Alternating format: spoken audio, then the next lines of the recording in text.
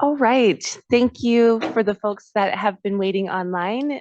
Good morning, and we're ready to get started with our AB 32 Environmental Justice Advisory Committee meeting. Today is November 9th, and it is approximately 10:35. So my name is Martine Watkins, and I'm with Sacramento State, and it's my pleasure to welcome you all here this morning. Before we start with the order of business, there's a few housekeeping items we'd like to cover first, and some will be covered on Zoom, including Spanish interpretation, as well as a few critical details related to our Sacramento facility. So the Zoom details will be up front on the slide at a certain point. And in the building, I just want to remind folks that the restrooms are outside the door and down the hall on your left as you exit, as well as the drinking fountains. And in case of emergency, please exit out the door and down the right to the stairs. Okay, next slide. Right, next slide, please. Great. So today's EJAC meeting is being held here in person in Sacramento and also remotely via Zoom. And for members of the public participating remotely, you will be able to raise your hand in Zoom and to speak during the public comment period. When it's your turn, the host will ask you to unmute, and after you push the unmute button, you may begin to speak. We will be switching off between commenters in the room as well as those on Zoom. And since we do have a lot to cover today, we'll be adhering to the 2-minute comment limit. In the event that *6 does not work for you to unmute, CARB staff can unmute you, and we appreciate you staying on mute until it's your turn to speak, to be respectful of everyone's turn. So when you do have the opportunity, we'll ask that you please state your name and affiliation if applicable, so that we know who we are hearing from. And we will do our best to do the same for members of the public who is also talking. So the question and answer and chat functions on Zoom are turned off for our participants. And now I'd like to please introduce and welcome our translators, Heidi and Fabiola, who are on the line. And I'd like to ask Heidi to please introduce yourself and then provide translation.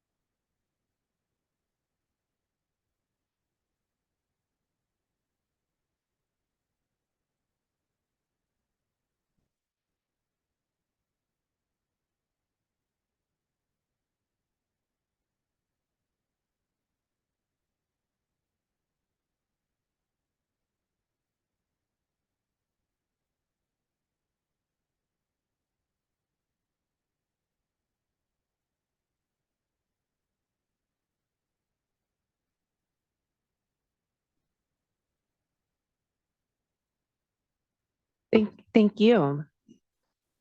For those, can we also get the next slide, please? Great. Okay. Okay, great. I'm going to move the microphone closer. Excuse me. Okay, great. Thank you. So for those who are participating in person, but also are on Zoom, to prevent echoes, we request that you click on the symbol next to the unmute button as seen in number 1. Next, you'll select Leave Computer Audio as seen in number 2. And then also, please make sure to stay muted for the full duration of the meeting to avoid background noise as seen in number 3. And we'll go to the next slide. And Heidi, if possible, please also provide these instructions on this slide as well.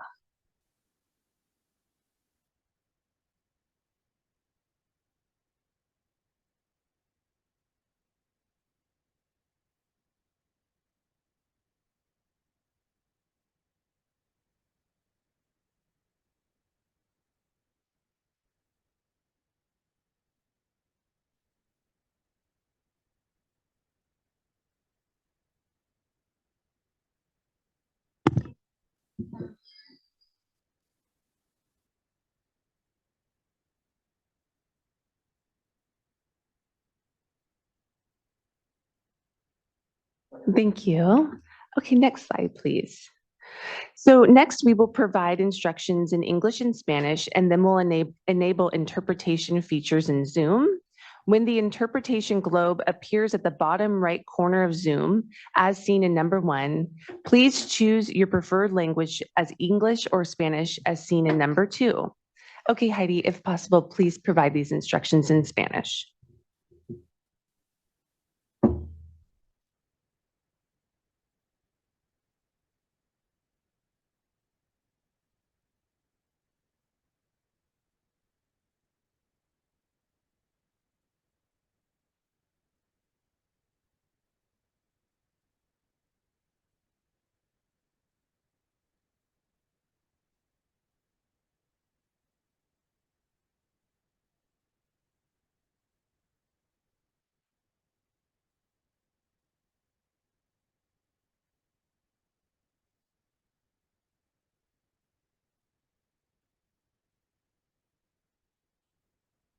Thank you, Heidi. Okay, next slide.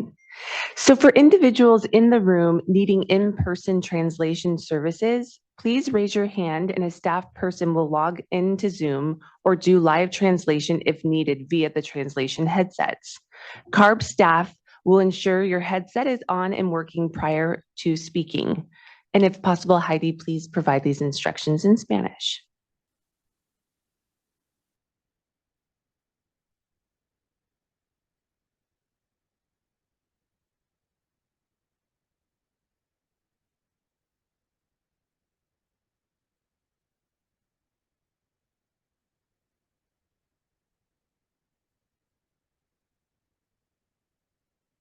Thank you. Okay, next slide. We have one more, if you wouldn't mind going back. Okay, this is a tech support, and I don't necessarily see the slide up, but maybe I'll just speak to the slide on the tech support. Okay, so I will just briefly provide a little instruction around tech support. So if any reason you require technical Zoom support in today's meeting, please contact Megan Caff, who's in person here in Sacramento, by email. And her email is Megan, MEGHAN Caff, KAFF, at arb.ca.gov. We will do our best to assist you as possible. And today's meeting is going to be recorded. CARB staff will post the EJAC meeting and events website in the coming weeks. This is the same website where you can find the materials for today's meeting as provided. And I'm wondering if now, Heidi, you could please provide these instructions in Spanish.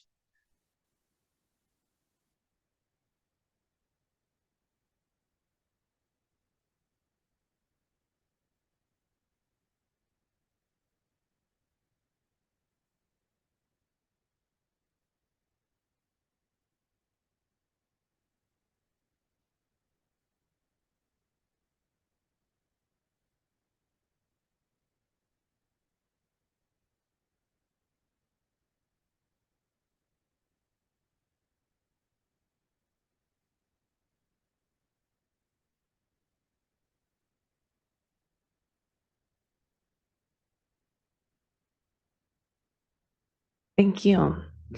Okay. At this time, I would like to begin with the EJAC member roll call, and I will call your name, and if possible, please state that you are here or present. So I'll start with Martha Dina Aguero.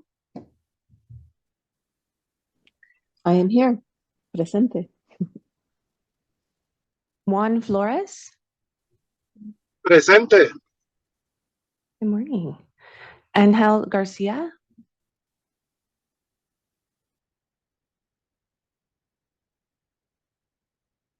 Dr. Catherine Garupa.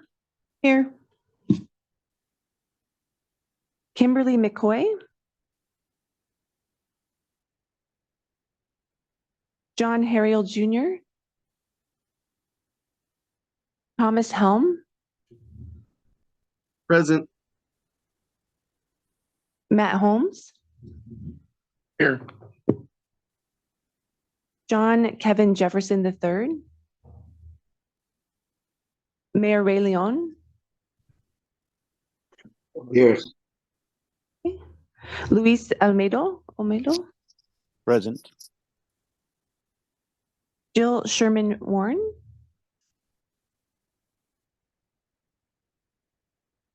Present. good morning, and Sharifa Taylor. Here. Great. Thank you. And the translation to Spanish interpretation channel is at the Zoom globe now. Okay, so I will now hand it over to Dr. Catherine for the meeting agenda. Yes, good morning, everyone, and welcome to our last EJAC meeting for 2023. We have a full agenda in front of us today and really appreciate everyone who put in a lot of prep time. So this morning, we'll kick off with a discussion of the cap and trade program, which rulemaking is active on, and then we will take public comment. We will have a lunch break, and then we have items on natural and working lands, some guest presenters on building decarbonization, and a discussion about the low carbon fuel standard, after which we will pause again for public comment. Then we will get an update on the 2024 Environmental Justice Advisory Committee calendar before we close out. Thank you. Next slide, please. And I'd like to also hand it to the co-chair, Martha Dina, to go over the meeting agreements. Good morning, everyone. So we should all be familiar with these, and these meeting agreements are meeting agreements between the members of the EJAC. So pay attention to equity of airtime, be present, openness and being flexible in our approaches, be realistic, monitor our ability to get through the full agenda. We seek to bring synergies in our work, take a yes and approach, building upon each other, listen, be compassionate and supportive, reach for and invite inspiration and intuition, look for ways to move toward action when possible, and respect the agenda and trust the process, and share responsibility for success. Thank you. Next slide, please. Okay, I'll hand it back over to our co-chairs for introductions and opening remarks. I don't know if I personally don't have opening remarks, and so I don't know if we just want to go around and have EJAC members introduce themselves. We used to do that during roll call, but otherwise, if our presenters are on, then I think Martha Dina and I were going to kick off the cap and trade discussion with some opening remarks, and then kind of have opening remarks before each item. So Martha Dina, unless you have anything, I'd recommend that we move to our opening remarks for the cap and trade item. No, we have a heavy agenda. Let's move on to cap and trade. Great. Next slide, please. Back to you. Thank you. And Johnny, can you just confirm if Nick and Dallas are on the Zoom? Okay. And is our slide deck available for the brief overview that Martha Dina and I were going to provide? If we could pull that up. Okay. So back to you, Martha Dina, for these first couple slides. Okay. Next slide.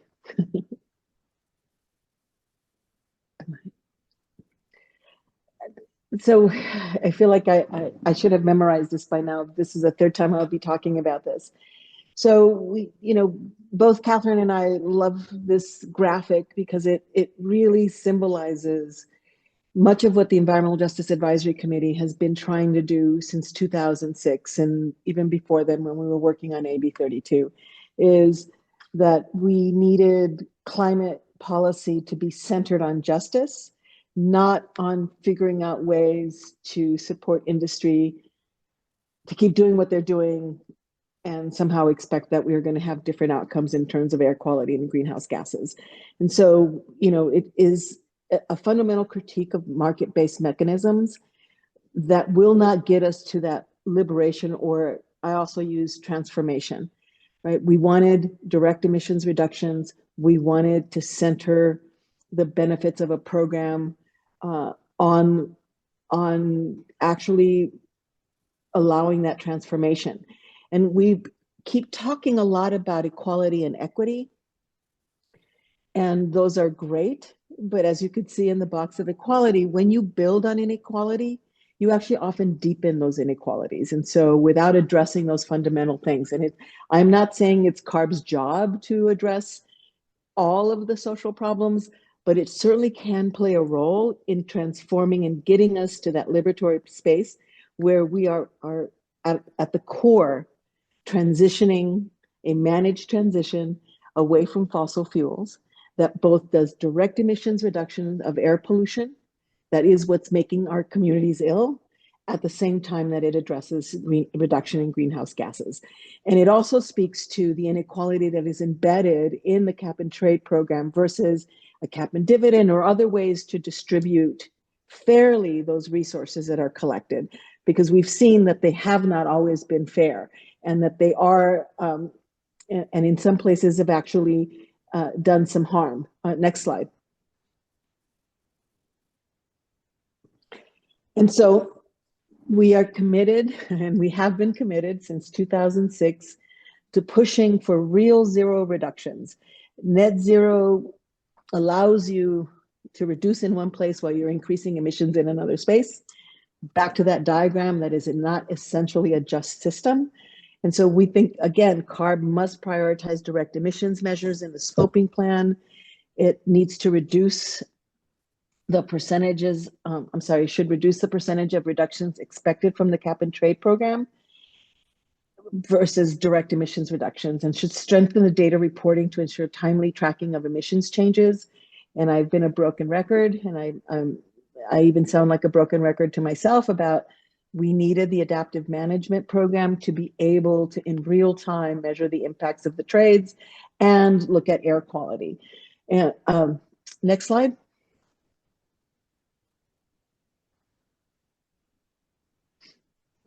And so, back to our recommendations.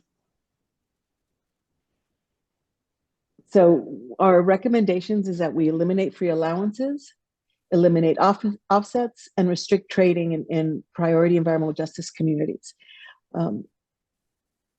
In order to get to that real zero, those emission reductions that the health of our communities desperately need. Thank you, Martha Dina. This is Dr. Catherine. I'll offer just a few more framing comments before we pass it to our presenters. And really want to appreciate you representing the EJAC on this issue at the recent listening sessions that CARB held. So thank you for doing that. The Carbon Markets Work Group actively met during the scoping plan process, and since we've become permanent, we had multiple prep calls just to prepare for today's item. So again, want to recognize and appreciate the team for that preparation. Today's item signifies the first EJAC discussion of cap and trade since we became a permanent body, and recognizing that we are figuring out how to operate as a permanent committee and cover a lot of really important rulemaking processes that are underway. Today's conversation is just a start because all of these programs are very complex.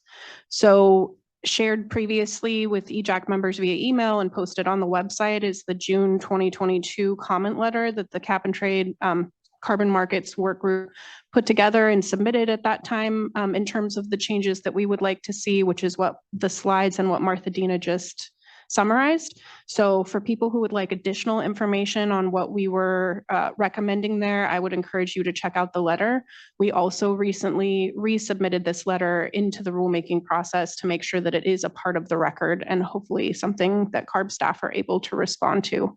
So really appreciate that today we have a couple of presenters from Resources for the Future, Dallas Bertraw and Nick Roy, who are going to share with us some analysis that they did about the potential implications of implementing recommendation number 3, restricting trading in priority environmental justice communities, which is sometimes called facility-specific caps or no trade zones. So really looking forward to their presentation, and we will have an opportunity to ask questions and discuss with them after their presentation. And again, we will pause before lunch for the public if they would like to comment.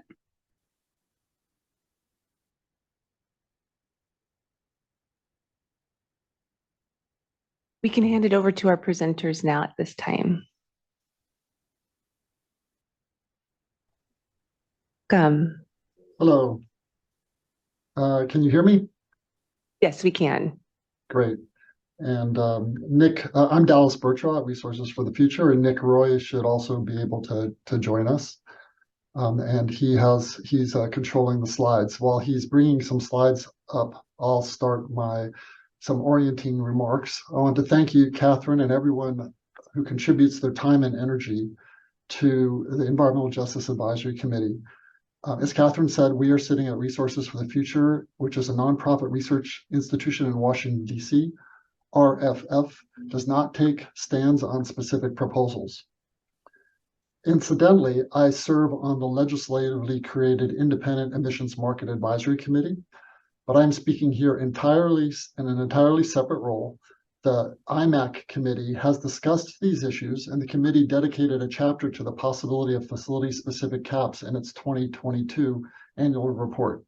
But the questions we asked in this research address how would facility-specific caps affect the carbon market. And so now I'll hope that the slides come up. How are you doing, Nick?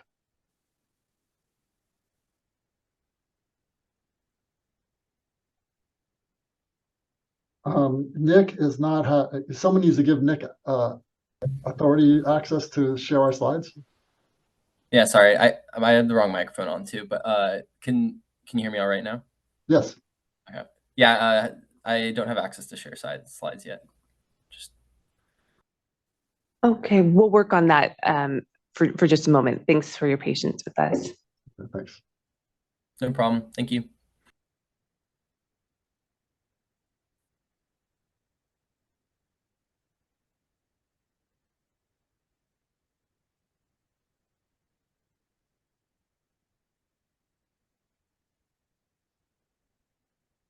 Can everyone see the slides now? We can. Good. Thank you. Wonderful. Thanks, Thank you. Okay, Nick, so let's go. The question we ask is how would facility-specific caps affect the carbon market? Next slide. We're going to share this presentation, and I'll just handle the first 4 slides. So one can observe that science and policy are catching up with community health advocates in recognizing the effects of air pollution and the way they depend on one's cumulative exposure to air pollution, as well as often related factors about one's income and community well-being. We see this penetrate policymaking at the federal level through changes in the guidance for how to conduct regulatory impact assessments and in California regulations. Next slide. The carbon market is not designed with this perspective in mind. A carbon market or a carbon tax equivalently intends to achieve the greatest emission reductions where abatement costs are lowest. This is the so-called cost-effectiveness criterion. On the other hand, community health depends on the soup of pollutants that are associated with fossil fuel combustion and consequently depends on the way in which climate goals are achieved. We ask first whether greenhouse gas emissions and associated changes in air pollution have declined at least as quickly in disadvantaged communities as the state average. And second, and more to our expertise, we ask whether the carbon market can accommodate restrictions that ensure an equitable distribution of environmental benefits. Next slide. These questions are relevant in other states and countries where carbon pricing has been suggested as well as a way to address climate change. And so, for example, I just want to share a study just out by Nikki Sheets and scholars at the New School that examines the possible role for mandatory greenhouse gas emission reductions in the power sector, including in the 11 eastern states that operate in the Regional Greenhouse Gas Initiative carbon market. This map shows the location of power plants inside and outside disadvantaged communities in New Jersey, alongside a representation of traffic density, which makes the point that near roadway traffic exposure can be expected to amplify the influence of other sources of air pollution on health outcomes. So there's an interaction between the emissions from the power plants and from roadway traffic. And with this as motivation, I'm now going to turn it over to Nick to explain our findings. All right. Thanks, Dallas. I appreciate you highlighting all this motivation here at the higher level. On a personal level, I'm from California and I really care about these issues. Actually, wish I could be back home in Sacramento where I was born to be there to present with y'all today. But I'm going to start the discussion here with just an overview of California's emissions in the state. So this pie chart on the right side shows all the emissions in California. The green slice of this pie is the set of stationary emissions or facilities or emissions from facilities. What we can see here is that approximately 1/4 of the state emissions are from stationary facilities, and those stationary facility emissions make up about 1/3 of the emissions covered by the cap and trade program. A little bit more than half of those emissions are at facilities located in disadvantaged communities. The second pie chart here on the right breaks out the emissions that occur in disadvantaged communities from stationary facilities, particularly greenhouse gas emissions. I should have highlighted that there a moment ago. Apologies. It breaks this out between emissions from industrial facilities that receive free allocation because they are energy intensive trade exposed industrial facilities, or EITE as they're noted. And I believe there's discussion on what that means later in this on the agenda today.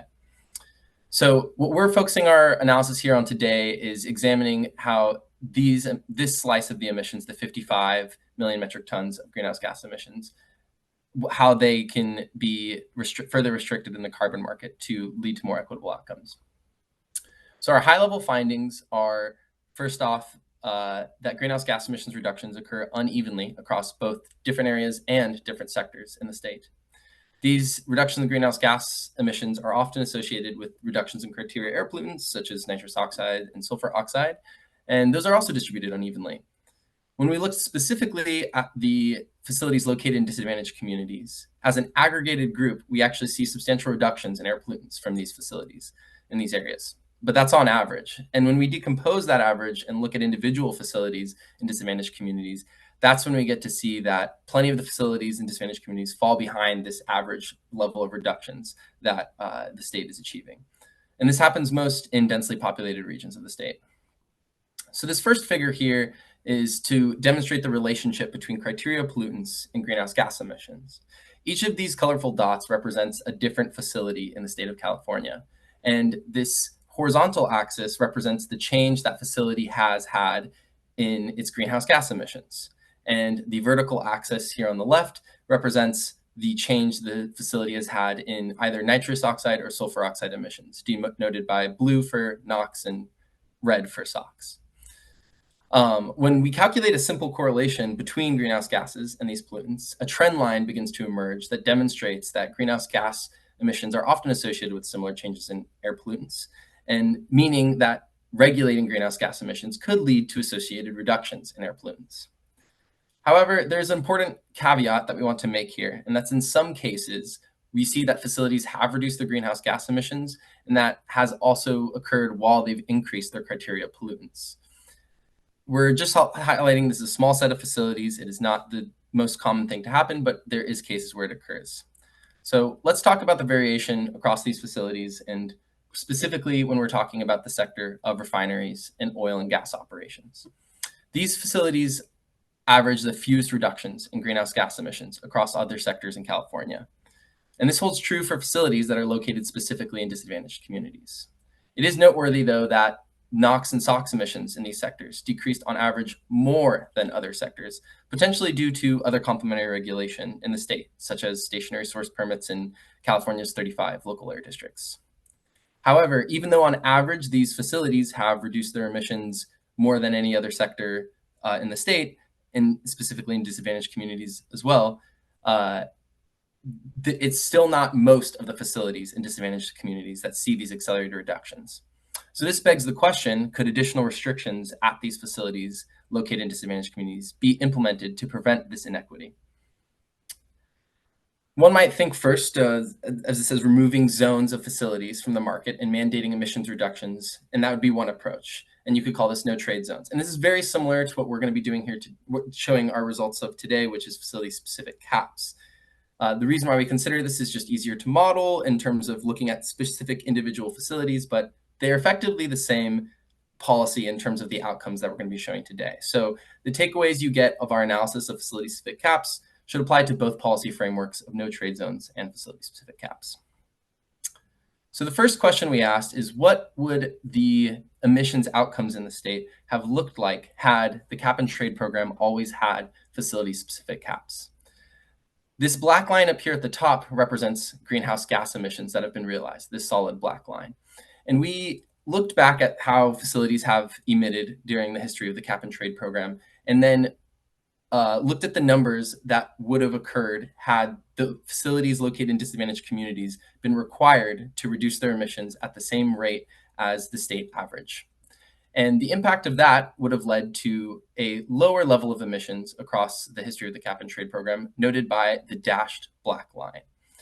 Now, we use the relationship between greenhouse gas emissions and SOx and NOx emissions at each facility to calculate a similar counterfactual line for NOx emissions and SOx emissions. And you can see that in the red. Oh, you can see that in the red and blue lines here. Now, one thing we want you to take away from this slide is that the changes across the state, and if we're looking at statewide emissions and statewide criteria plumes, are actually relatively small compared to, when implementing this policy, are relatively small compared to the total statewide emissions. But when we look at where these reductions that we saw in those changes, in the differences between those lines, where those reductions actually occur, it's distributed in some pretty important areas of the state. So each of these dots on this map represents a different facility in California. And as the larger the circle or the dot is, represents how much more that facility would have reduced its emissions had facility-specific caps existed from the beginning of the cap and trade program. And what we can see here is that in densely populated areas of the state, such as the San Francisco Bay Area and the greater Los Angeles area, this is where we see the greatest magnitude of emissions reductions at a facility, as well as the greatest number of facilities reducing their emissions. Importantly, we also see a lot of reductions in the San Joaquin Valley. So when EJAC proposed the policy of facility-specific caps, they also proposed a supplemental adjustment in the allowance supply of the program to avoid what is known as the waterbed effect. If you look at this picture here on the right, you can start to develop some intuition of what we mean by the water effect if you're unfamiliar.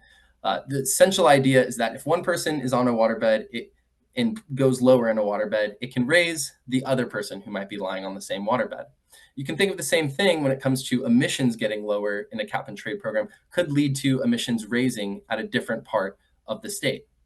How you'd resolve this with a waterbed is you would remove some of the water. And in a cap and trade program, you would similarly remove some of the allowances from the market. So that way there's less of a effect. Nick, I'm so sorry I apologize for interrupting you. We were notified by our interpreters that you're talking just a little bit fast for their ability to capture all that's said. So if you wouldn't mind, please just slowing down a bit. Thank you. Me. Apologies for talking fast there. Thanks for letting me know. Thank you. Yeah, give me a second. All right. Yeah, so I guess I'll start at the top here with this slide. The Environmental Justice Advisory Council, you guys have recommended implementing a supplemental adjustment in allowance supply to avoid this waterbed effect that is common sometimes in cap and trade programs. And this picture on the right here demonstrates gives us some imagery about how one might understand the waterbed effect. And the idea is that if one person's on a waterbed, it might raise another person on that same waterbed. And how you'd adjust for that problem is you would remove some of the water.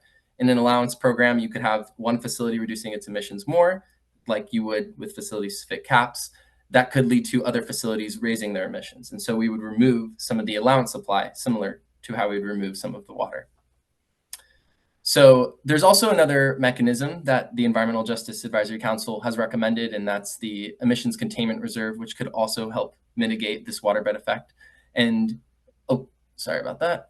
But what we have emphasized in our analysis here today is trying to calculate what the necessary supply adjustment would be to avoid the waterbed effect if we implemented facility-specific caps.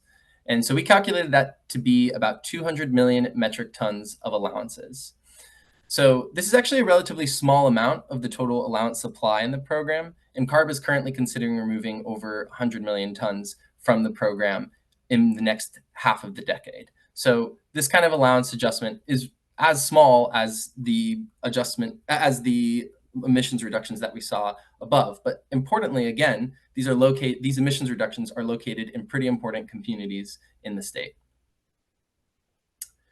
So naturally, what we ask, because we are trained economists, is what's the question, or what's the impact on the price of this adjustment in allowance supply? And we consider two scenarios. One is where the cap and trade program is expected to have a low price of emissions prior to the implementation of facility-specific caps, and that would be where it's at the price floor of the program. And the other scenario would be where there's a high price for emissions allowances, and that's when it's off the price floor and determined by the market-based mechanism. And so what we then looked at is how does a facility-specific cap affect the price in either of these two scenarios? In the case we're in the low price scenario, we're looking at no change in the price because it's at the floor and a 0.6% decrease in government revenues. When we're in the high price scenario, we're seeing that facility-specific caps could increase the carbon price by about 3.3%, and that would lead to about a 2.5% increase in government revenues. So in conclusion here, what we're seeing is that this leads to a pretty minimal impact on the market, on the price, and that facility-specific caps is relatively undisruptive for the carbon market. And that minimal impact on the carbon price leads to minimal impact on business, which means a minimal impact on households if businesses pass on their costs to households.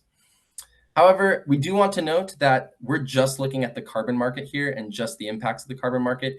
It could be the case that other markets, such as the labor market or economic activity more broadly, gas prices when it comes to regulating refineries, or other impacts outside of the scope of the carbon market, could lead to greater costs of implementing facility-specific caps. And we do think that CARB should do some research on understanding if there's any impact in those sectors of implementing facility-specific caps. But other than that, I think I'm going to pass it on to Dallas to summarize our findings here. Okay, thank you, Nick. Really good. So I will quickly summarize our findings.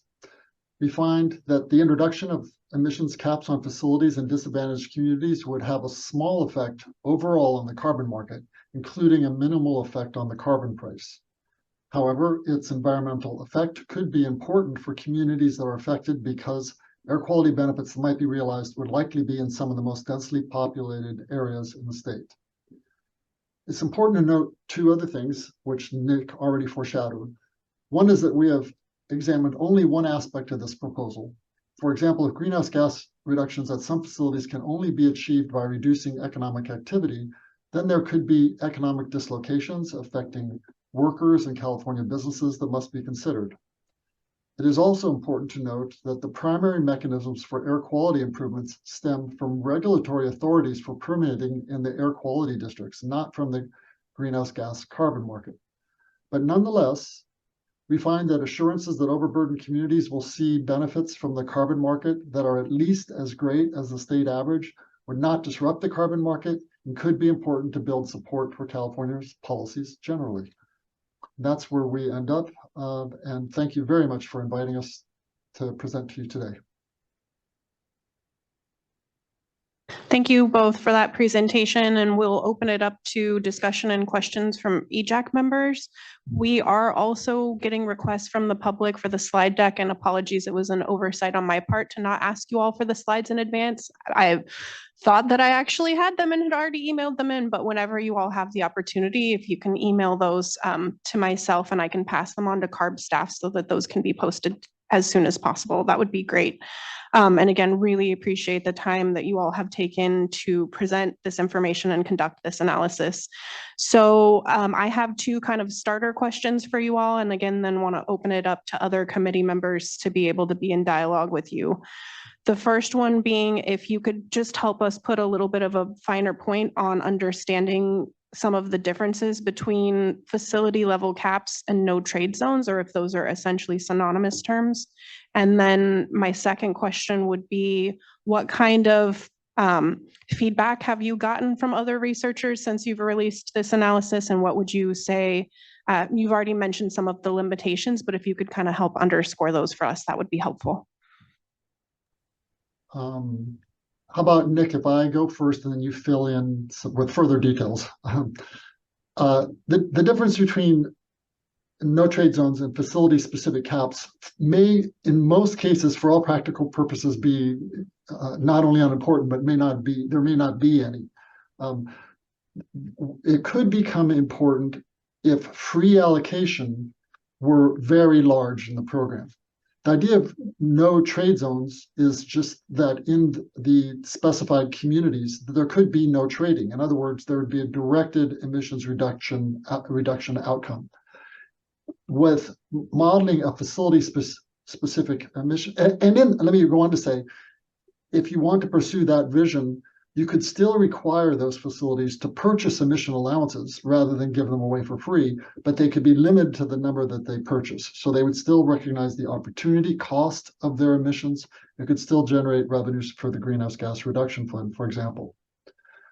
We model facility-specific emissions caps, which should lead to the same outcome in most cases.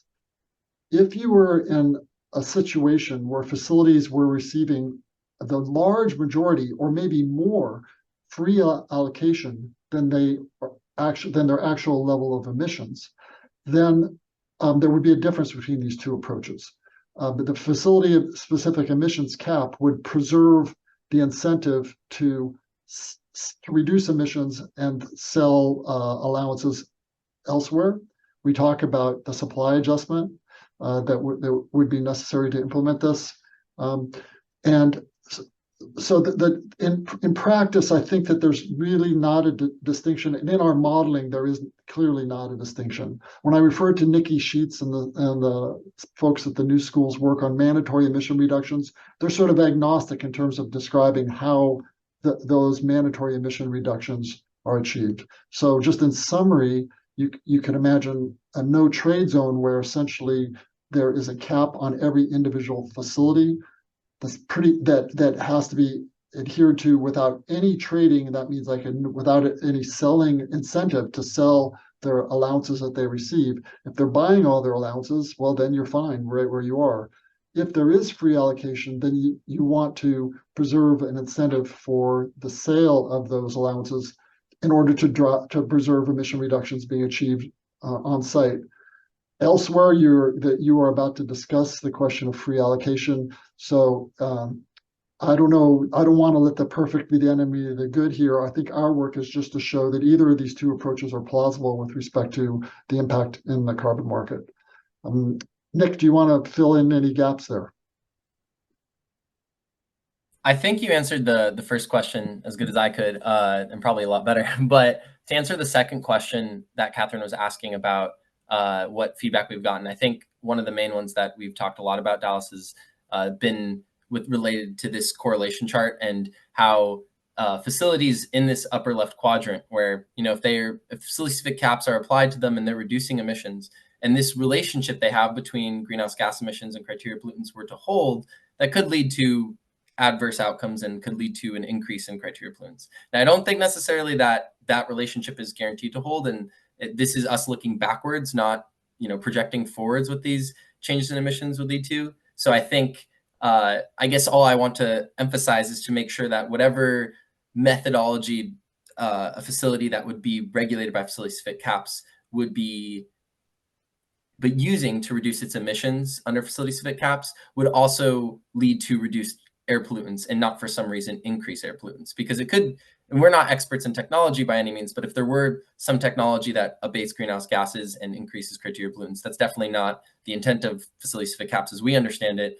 And I imagine you guys wouldn't want that either, but it's a very small number of cases, but I just wouldn't want that to be how that would play out. Let me just, and that was great, Nick. And let me just follow up with one point that ties what I said and what Nick said, ties it together. I think advocates of the carbon market are adhering to what it's intended to accomplish. Remember, the cost effectiveness criterion is to identify where the least cost emission reductions are so that you can get, for the same amount of cost to society or cost to consumers, you can get as many emission reductions as possible. The challenge of a no trade zone is that it puts the regulator in the position of knowing exactly what action should be taken at every individual facility. But because there's asymmetric information, that firms have more information than the regulator is unlikely to be able to get that exactly right. The idea of facility-specific caps preserves the possibility that even within a cap that applies that every facility, say, has to reduce at 4% per year, but some facilities might be able to do more because of the schedule of the investments at those facilities, or because they just have opportunities to switch their fuels or to use more renewables, and they might be able to do that this year. Then that by selling their allowances or buying fewer allowances, there might be trading that allows a more cost-effective outcome within the overall community. But if there were no free allocation and all facilities were buying all their allowances in an auction, then really these two approaches become exactly the same. Thank you again, Nick and Dallas. Those are definitely helpful points for us to consider. And I've been in discussion with you all for a while now, and honestly, it still takes me a while to wrap my brain around all of the technical details that we're talking about. So just to call out, I think a few of the points that I'm taking away from your analysis and presentation, specifically in this vein of discussion we're having, is recognizing that both the reductions are uneven, in which places are seeing reductions in greenhouse gases and criteria air pollutants, and that while on average those two are correlated, there are certainly cases where a reduction in greenhouse gases doesn't necessarily mean that there is a reduction in criteria air pollutants. And as you all acknowledged, your analysis is based on historical averages. And in California, we're dealing with a really complex and shifting landscape with proposals for things like carbon capture, use and storage, and direct air capture that we don't actually know what that's going to mean. If those are attached to facilities, they could make it look like on paper that emissions are being reduced, where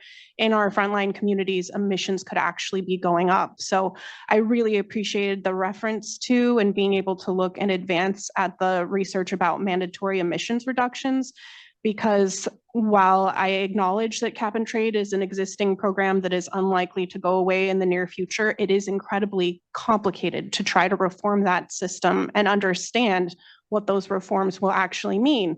Whereas mandatory emission reductions, from what I took from reading through the report, is to focus on phasing out fossil fuels starting in frontline communities, full stop, which essentially is the opposite of what we're proposing to do when we implement programs like cap and trade. With cap and trade, we're basically saying, let's continue business and try to get those businesses to bring their emissions down in the most cost-effective way for them, which most of the time is going to mean keep concentrating and building on the existing fossil fuel infrastructure in our frontline communities. So again, really appreciate the analysis. I think we need to have these complicated technical conversations. And as an EJ advocate, I also really want to focus on, if we're going to get to liberation, we might actually have to flip our theory of how we're doing things on its head, and really focus on phasing out fossil fuels as being the fundamental thing that we're looking for, instead of market-based mechanisms. And again, I get CARB may not be the place that can accomplish that, but I think it's really important to name. So with that, I want to open it up to other committee members who have comments or questions on this analysis before we go to public comment. And also Nick and Dallas, if you all are able to stay on during the public comment in case folks have questions that you all might want to note down, that would be very much appreciated. So I'll pass it back to Martine to let us know if anybody on the Zoom has questions, and if folks in the room have questions, if you could put your tent cards up, that would be really helpful. Thank you. Yes, if you have a question on Zoom, please raise your hand using the Zoom feature and we can take your question that way. Okay, great. I see Martha Dina has her hand raised, and then we have a name tag lifted as well here in the room. So we'll start with you, Martha Dina, please. So one of the questions that I have is, could the no trade zones end up doing what we had feared that the cap and trade program would do, concentrate emissions somewhere else in another disadvantaged community?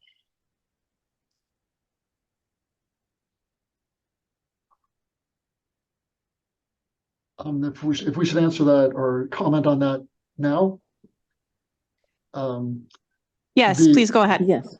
that's a very fair concern, and that's Nick was addressing that when he talked about the waterbed effect, which is essentially you're reducing emissions in one community only to see them emerge elsewhere under the emissions cap, which actually fixes the number of allowances that are in circulation.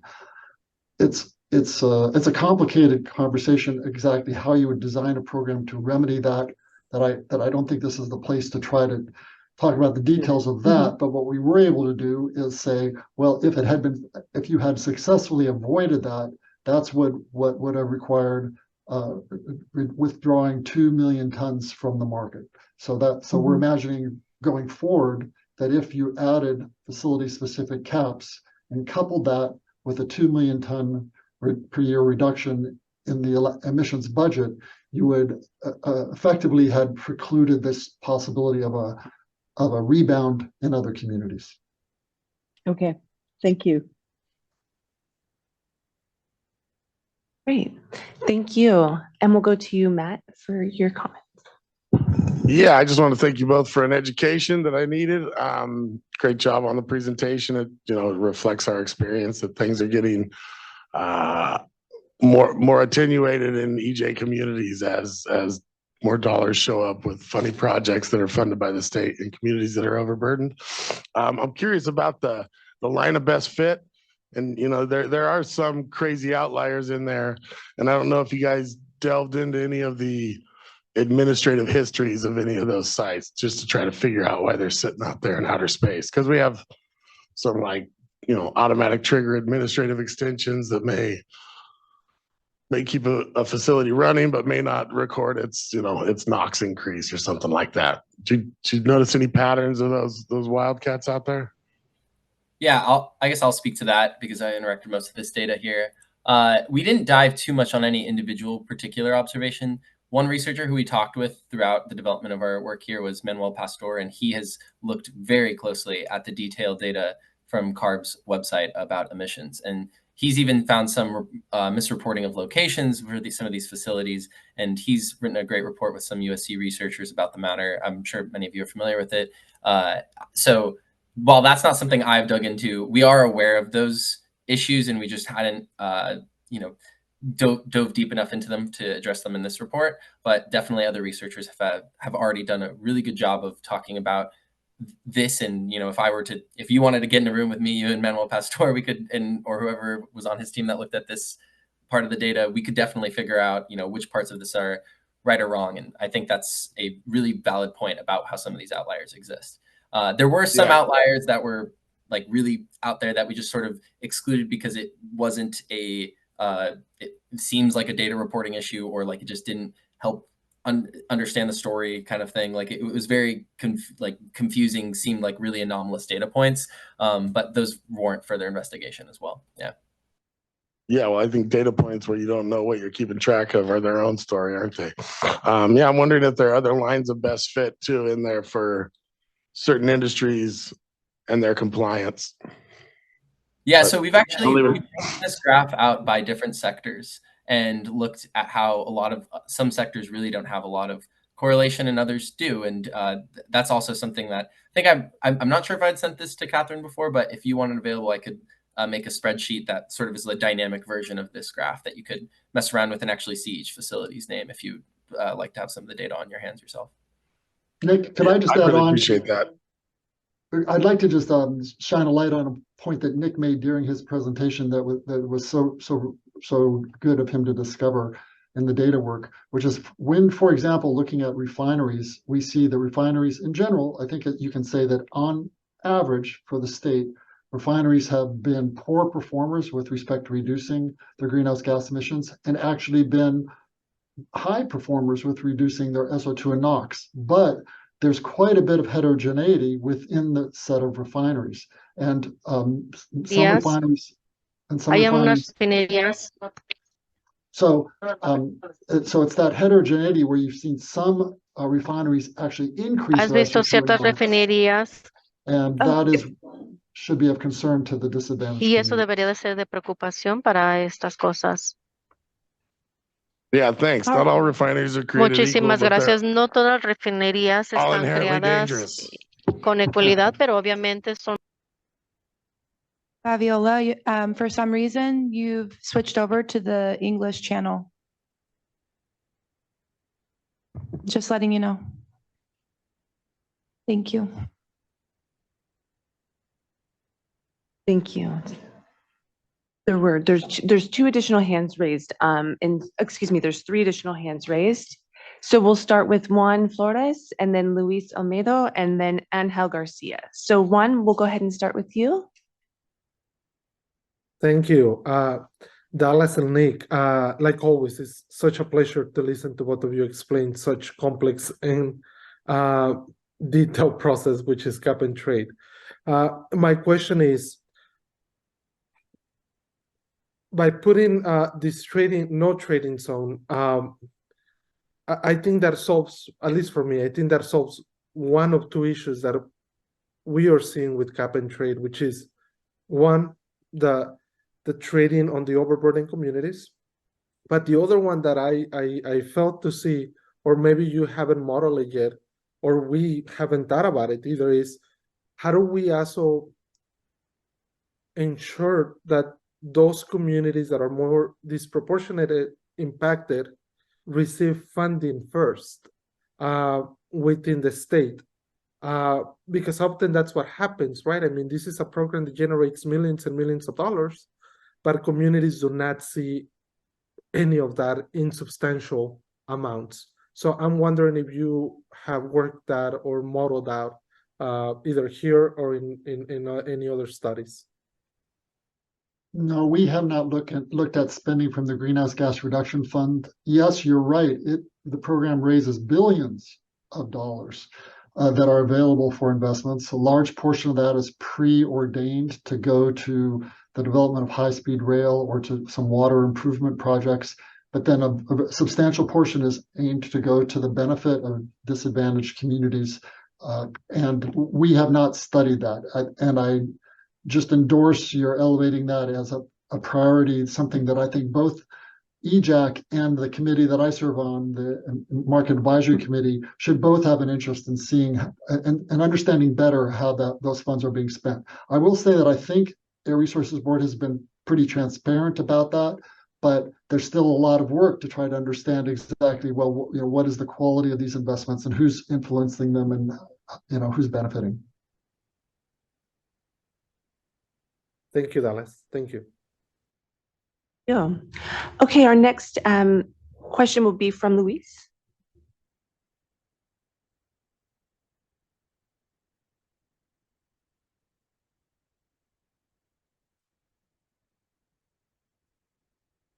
And Luis, if you still have a question or a comment, please unmute yourself.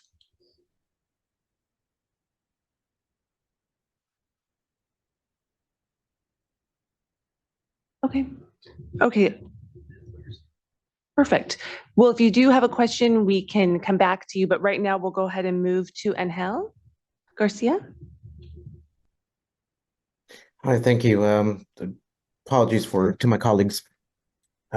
It's running a little late here, but yeah, no, I think Juan already asked the question about the priority funding and if that has been modeled. So thank you for already answering that. Great, thank you. Any additional, Matt? Yeah, hi everybody. It's Matt Patone, Division Chief of the Industrial Strategies Division. I just wanted to layer in a little bit to what Dallas said there on the use of the money.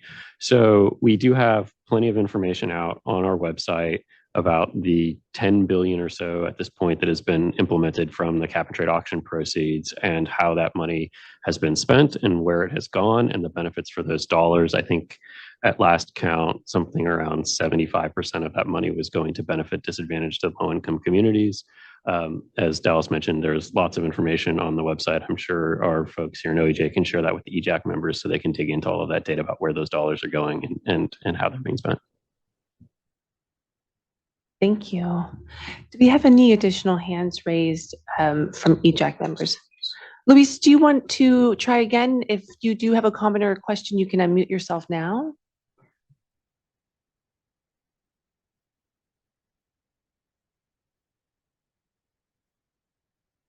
Okay, we can come back if needed, or you can use the chat. Feel free to put your comment in the chat. I'll turn it back to you, Dr. Catherine. Thank you, Martine. So winding up this item, just want to make a last call. If anyone on Zoom or in the room has final comments or questions on this item, please let us know so that we can put you in the queue in a couple of minutes here. As we wrap this up, we will go to public comment. So looking forward to that. Just quickly on the use of the money, I know that that is a hotly contested question, whether the money is actually directly benefiting households and community members in disadvantaged communities. From personal experience in the San Joaquin Valley, I can say while you may technically be spending the money in those communities, that oftentimes it's still going to the large industrial polluters for incentives rather than an enforcement-based approach, and that's really leaving us behind. So again, this is really just our first pass at discussing the ins and outs of the cap and trade program and really just looking at one angle of it. So looking forward to having more dialogue among us as a committee and hearing from other experts who have done analyses on the implications of this program. One question that I do have for CARB staff that happy to take an answer now, or if not, then to discuss offline. I noticed in the community listening sessions, which unfortunately I was not able to attend, but I did review the slide decks, and it mentioned on there a piece of legislation that was previously proposed that didn't pass, that had no trade zones proposed in it. So I would like to understand from the Air Resources Board whether they consider a policy like no trade zones within their current authority, or whether the suggestion is that it would take direction from the legislature to actually implement those types of program changes. And so, you know, does CARB have the authority? Why or why not? And just to provide committee members with kind of a sense of what's in front of us, we don't meet in December or January, and the cap and trade rulemaking is proposed to go before the board in Q2 of 2024, which frankly doesn't offer us a whole lot of time to be able to dive into this program. So don't want to presuppose, but on behalf of the Carbon Markets Work Group would suggest we probably want to bring this item back in February, and definitely open to suggestions from committee members about which specific topics we would like to discuss, because of course, again, no trade zones is just one particular slice. Rajendra, oh, go ahead. I was going to say, I can take this one. So both the pieces of legislation for AB 398 and the no trade zones were in the same session. And the legislature rejected no trade zones and then designed AB 398. So for the rest of this decade, we are authorized to run the program as designed in AB 398. We don't believe we have alternative authority to do a different program that was rejected at that time by the legislature.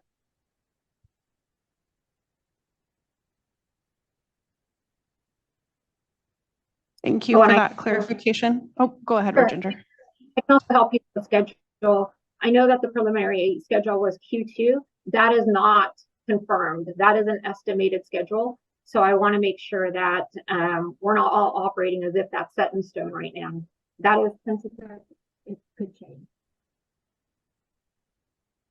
You cut out a little there at the end, Rajendra. We heard that Q2 is not set in stone, but I'm not sure what that last sentence was. Oh, that it can change. It might change. Okay, thank you for that heads up on timing. We'll definitely take that into consideration as a committee. So at this point, I think we want to wrap up questions from the committee if there's nobody else with their hand raised, and go to public comment. I'm seeing no additional hands raised in the room, and being told there's no additional hands raised on this item by committee members at this time. So we can go ahead and transition to public comment. We'll have next slide.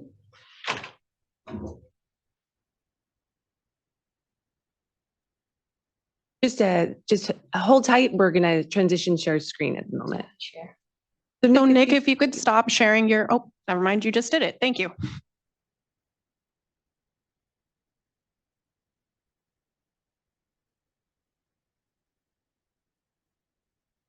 Thank you. So as mentioned, this is the public comment period. And what we'll have is a monitoring of Zoom public comment folks who want to speak on this item, and we'll go ahead and track that via Zoom. And we want to make sure anyone who is interested that they do please raise their hand in Zoom, and we will call on you accordingly. And for those in the room, Bobby will be coming around and taking your name to get you in the queue if you'd like to also address the EJAC members. And we'll go ahead and make sure to switch off between Zoom commenters and folks that are here in the room. And we ask that you please be as succinct as possible so that we can make sure we get to everyone this afternoon or this morning. And if possible, to also please state your name and affiliation before you provide your comment. Excuse me. Thank you. And we have our first commenter on Zoom. And I would like to ask if Steve Rosenbaum could please unmute yourself, and we'll go ahead and have you address the committee for 2 minutes. Hi, this is Steve Rosenbaum. I'm a member of Climate Action California, which is a statewide organization that is fighting for better climate and a cleaner environment. And I want to commend first the EJAC committee for its really thought-leading stance on the cap and trade issue. The letter that you wrote to CARB was really excellent. We recently sent in 2 letters to CARB about their October 5th meeting on cap and trade. And in that, we supported all of your positions, as well as the work by Roy and Bertraw on facilities, which we think is a huge step in the right direction if it can be implemented. You know, we all live in the same climate, but some of us are more burdened by pollution than others. And we have to make sure we all move forward together, not leaving anybody behind. I think, you know, this committee has really done an excellent job of pointing out the flaw in cap and trade, that it's not primarily a emissions reduction program. It's primarily a business as usual program that allows people to continue to emit if they're willing to pay a price for their pollution. And so I think the answer is, as you suggested in the beginning here, to eliminate allowances and drive the price of carbon up so that people will be encouraged to reduce their emissions rather than buy allowances. And so I applaud what you're doing, and I hope you keep pushing hard in the direction you're pushing. Thank you. Thank you for your public comment. I'm going to check to see if there's anybody in the room here. And I'm seeing no members of the community here wanting to comment. So we'll go back to our Zoom. And I believe we have a Richard Grow who would also like to comment. And Richard, please unmute yourself and we'll hear from you.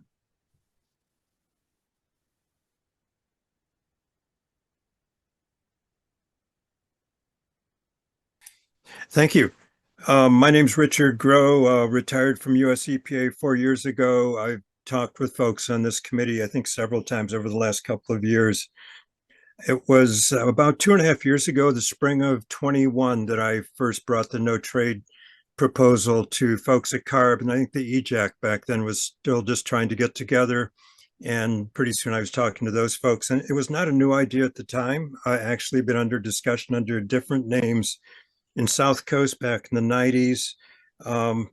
And so that's the spring of 21. By February of 22, y'all had 2 reports right in front of you, one from OEHA, another one from Manuel Pastor and those folks, both showing that the refinery sector was frankly not being caught, was not being subject to this. Now, in our ongoing discussions, me talking with you folks and with CARB folks, I suggested you really needed to assess and address on a sector basis, meaning especially looking at the refinery sector, what's going on here. So I like the latest report, and I like that you're looking at the feasibility of the no trade zone, but what I'm not seeing there is looking at, are there really problematic sectors? And they're fairly obvious. It shows up again in your report that the refinery sector basically is coming up on 10 years of at least several of these refineries not being regulated at all in terms of greenhouse gases. So please focus on this. I heard some references to the sectors, but please looking at reforms. Some reforms might be a better fit on a sector-specific basis. I agree, Dr. Catherine and others, this is very complicated and complex in some ways. And now we have so many reports having been done, but actually when I look at what's going on with the Richmond refinery and some of the other refineries, that honestly, I have to say, doesn't look too complex. And we're 10 years on now. So please find a way to go after these known, well-documented problems. But other than that, thank you for continuing to stay on this all this time. And thank you folks at Resources for the Future for this report. Thank you. And thank you for your public comment. Are there any other members of the community who would like to address the EJAC board members at this time? If so, please raise your hand. We're not seeing any additional hands raised on Zoom. No additional community members are also indicating interest in addressing folks on this item. So we'll go ahead and transition back, which is frankly to the lunch break is my understanding. Dr. Catherine. Yeah, thank you to our public commenters. Always great to hear feedback from folks. I just wanted to again thank Nick and Dallas and just give you all one last opportunity if there were any closing comments you wanted to make before you wrap this item. And then I was just quickly gonna say a couple of sentences before we go to lunch. So Nick and Dallas, anything from you? Thank you, Catherine, and to the whole committee. We really appreciate the work you're doing, and it's a hard slog. It takes a long time. I guess I would like to, emphasize that that the majority of the air quality improvements that we see in the state are really due to permitting through the local air quality districts. So while the cap and trade program is, I think, could be better, there's also other more direct pathways to achieving air quality improvements. But still, because the carbon market can allow flexibility, it's both the perception and to some degree the reality that one facility's gain is another facility's loss, or at least the air quality effects could shift as a consequence. And I want to, following on Rajender's point that the legislature already considered a facility-specific cap or mandatory emission reductions or no trade zones, depending on your vocabulary. And so she feels that ARB does not have the authority now to implement it under their current, legislative direction, which I understand. But this is the period of time where they are engaged in rulemaking going forward on reforms to the program. Presumably, if the legislature were to become involved, which some on the committee in which I serve, the Market Advisory Committee, has called for the legislation to become involved to clarify the authority for extending the program toward after 2030, so to continue on a pathway towards zero emissions and the elimination of fossil fuels. That this issue could be taken up there. And Catherine, you asked a question earlier about questions we've gotten from academics and others who've seen this report, and what questions have they surfaced? And there was one that I only talked around, but I didn't put front and center, and that was the concern. I mean, I realize there's detractors in this meeting to the cap and trade program. The people who like the program, what they like about it is that it identifies the least cost emission reductions. And so it achieves arguably the most emission reductions at the least cost to the California economy.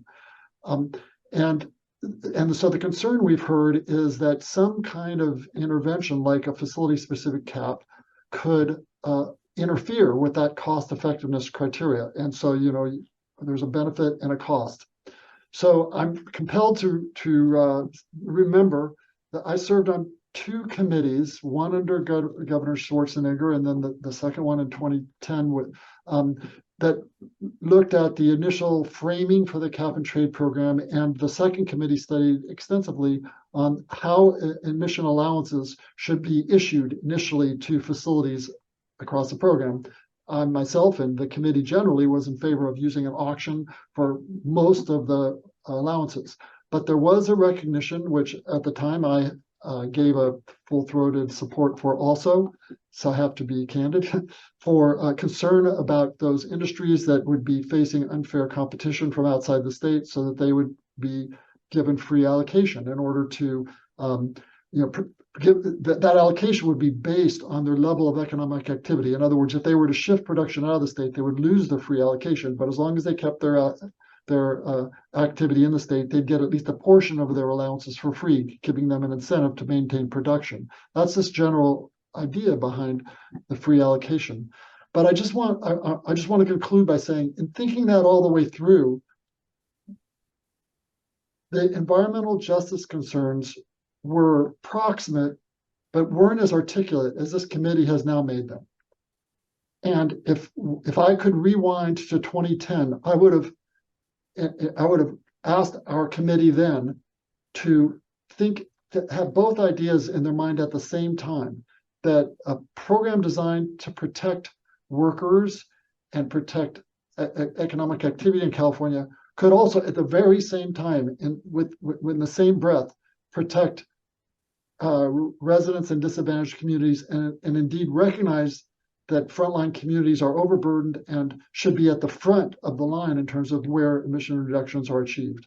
So both those things could be reconciled in a conversation for any kind of potential reform to the cap and trade program that the legislature might want to take up when it potentially thinks about reauthorization after 2030. And sorry to be so long and just a simple concluding remark, but I wanted to leave this on the table for you all because even if the door is not open under the current rulemaking before ARB, this issue is still very major and something that this committee could really have an influence on. And I encourage you to continue working on this going into the future. Thank you. Thank you very much for having us today. And Nick, I'm sorry, do you want to get a word in edgewise?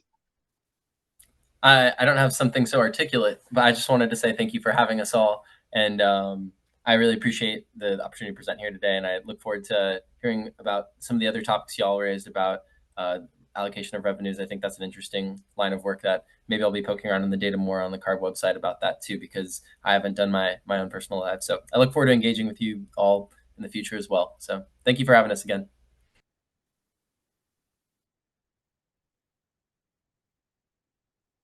Thank you. And we have one comment that I wanted to make sure the folks in the room knew was mentioned in the Zoom chat, and that's from Martha Dina.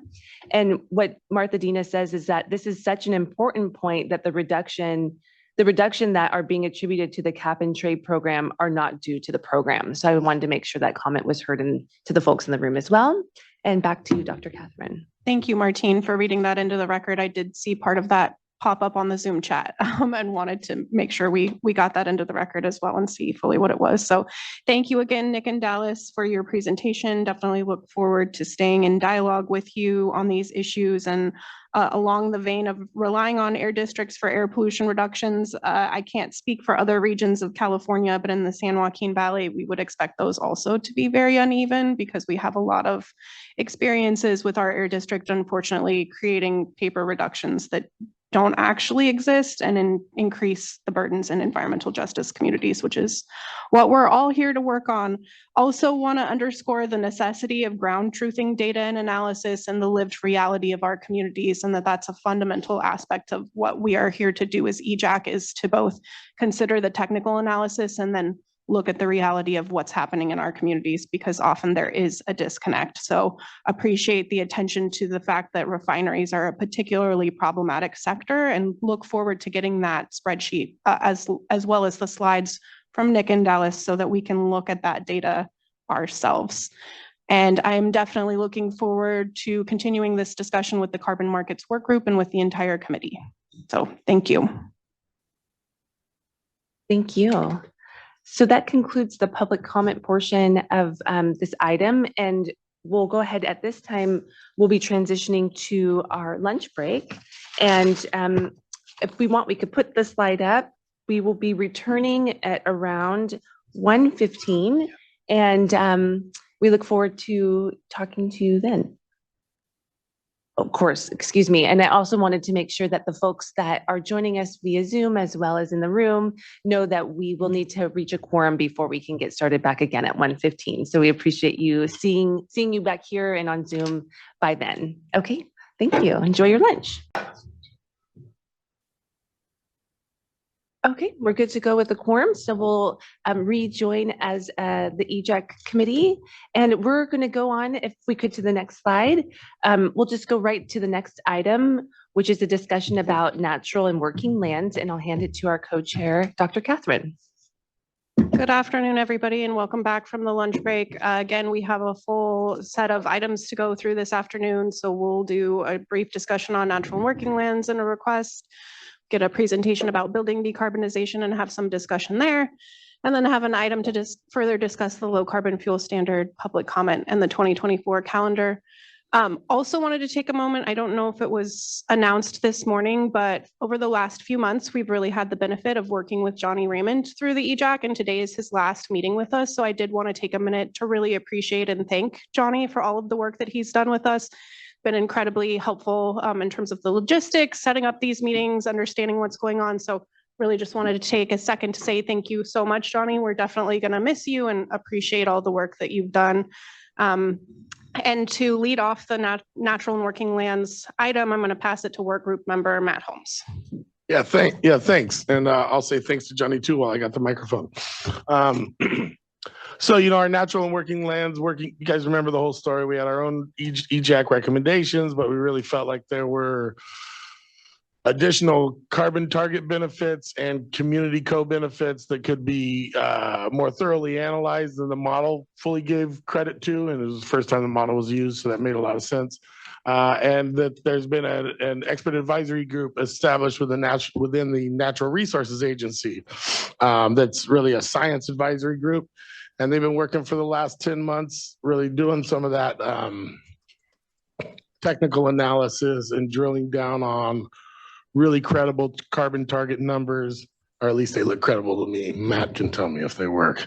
But they have questions about some of the co-benefits and some of the equity measures in their recommendations. And so they want to know more about, public health impacts, community benefits, and, just transition strategies that we talk about in our committees.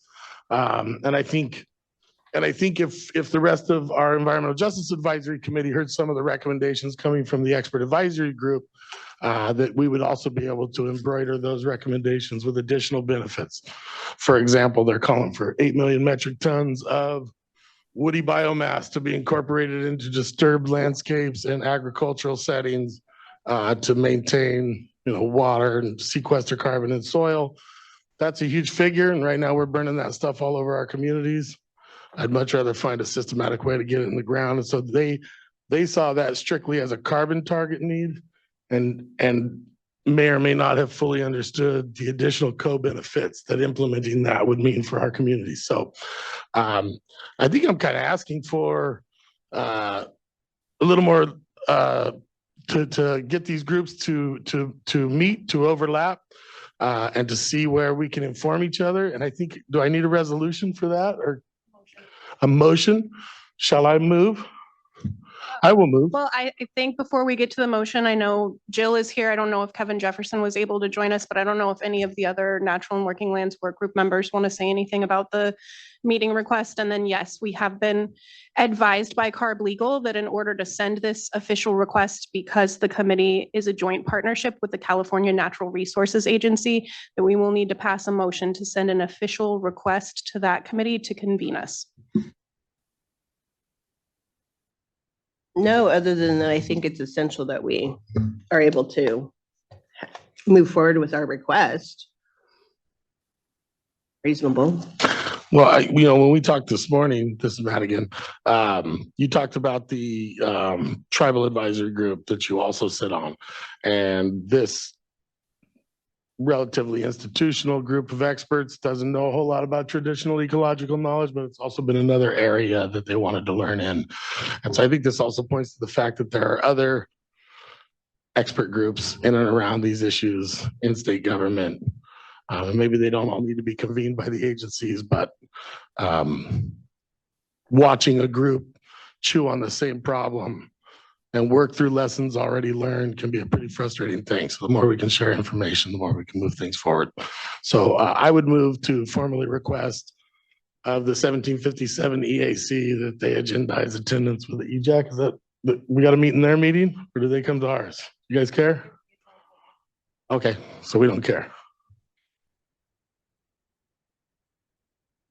Its own, cool. I move for that meeting where we meet these nice people and appreciate their input. I second. No.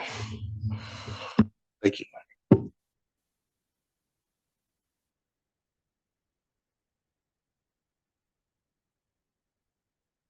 Okay. So we have a motion and a second, and I'll go ahead and do a roll call vote. So let's see, Martha Dina,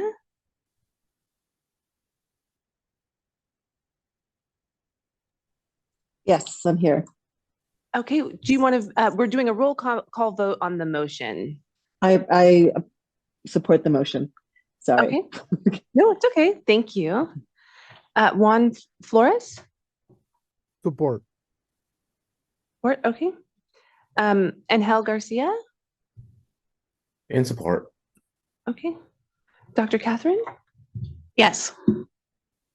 Kimberly McCoy? Yes. John Harriel Jr., I don't believe is here today. Okay. Thomas Helm? I vote yes. Matt Holmes? Yes. John, he's not here because we have oh no, excuse me, John Kevin Jefferson III, but he's not here. That's right. Okay, great. Mayor Ray Leon?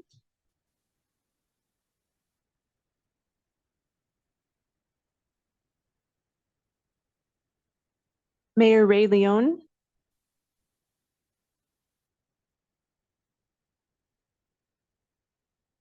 He may have stepped off. Luis Olmedo?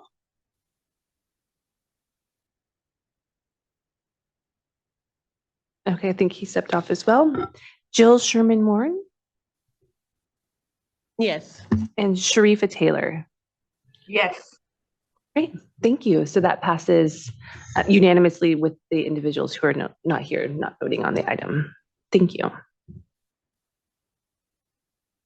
Yeah, thanks everybody. So this is Matt Potel with ISD. So before we move on to the next agenda item, just a process related question. So the AB 1757 Advisory Committee is meeting on Monday, right, Matt? Excuse me. And there is a agenda item number on there, number 3, which talks about next steps, future managed items. In closing, I'm hoping that you can bring up this topic, and then the advisory committee, the 1757 advisory committee, can then say, yes, we want to meet, so that way I can formalize it across both bodies, but I'm looking to you to be able to do that. Yeah, certainly. I'll voice it, but I also copied the Natural Resources Agency staff on my original request to EJ, so they're up to speed on it.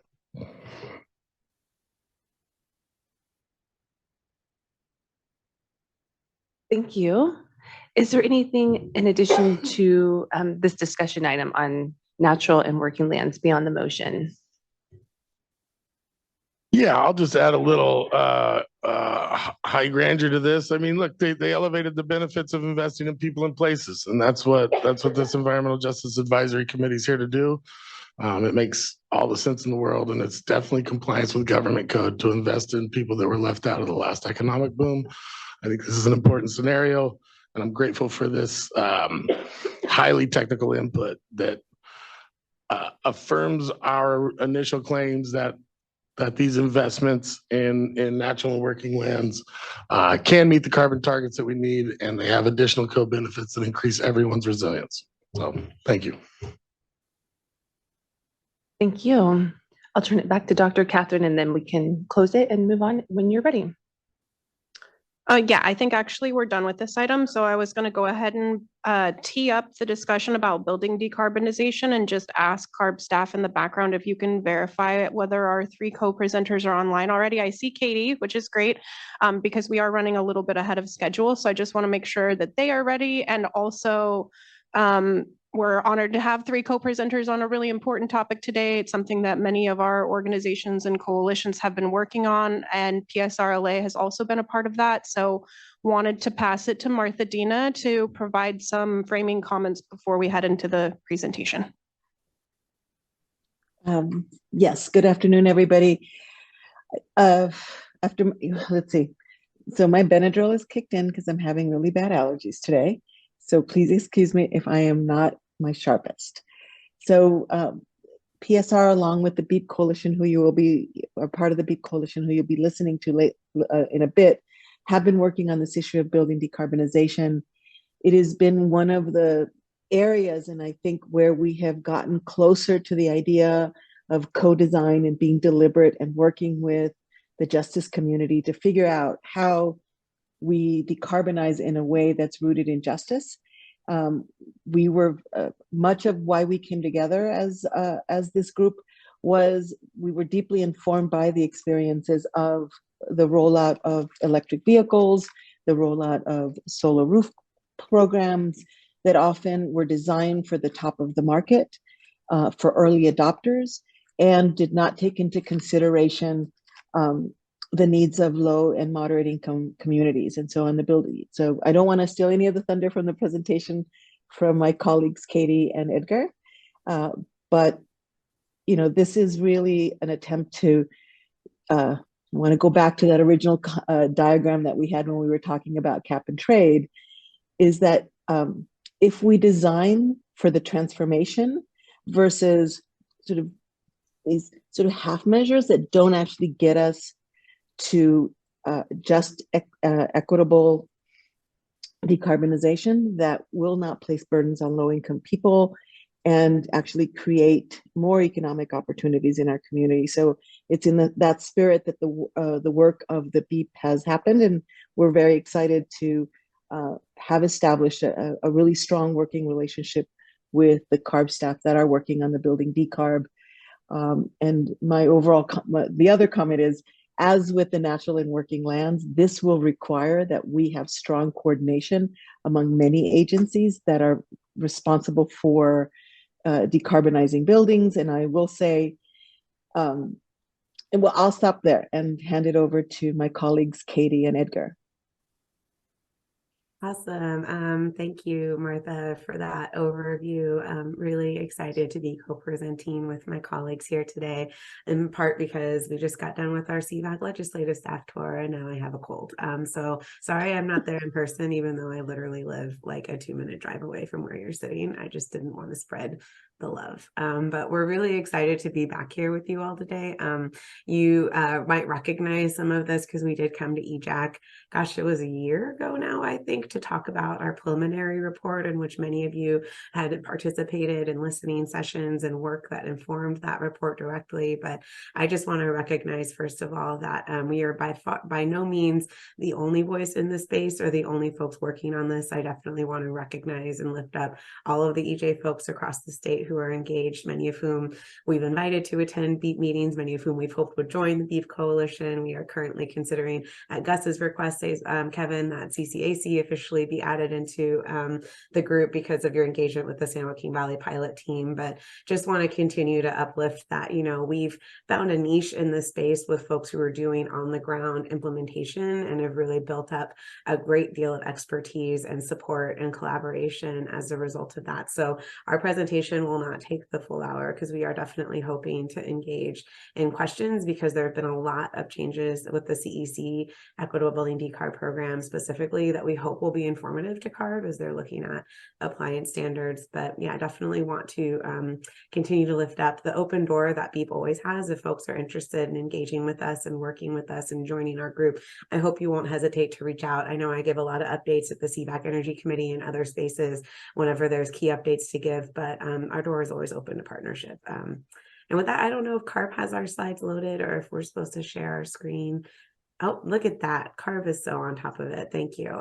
So that's our first intro slide. Yay. And with that, I'm going to pass it over to one of the other presenters here, Suji from Common Spark Consulting. So go ahead, Suji. Hi, everyone. If you can move to the next slide. Thank you. Just quick intro to myself. Hi, my name is Suji. I use she, her pronouns. I'm a consultant with Common Spark Consulting, and we are consultants to the BEEP Coalition, here to support BEEP with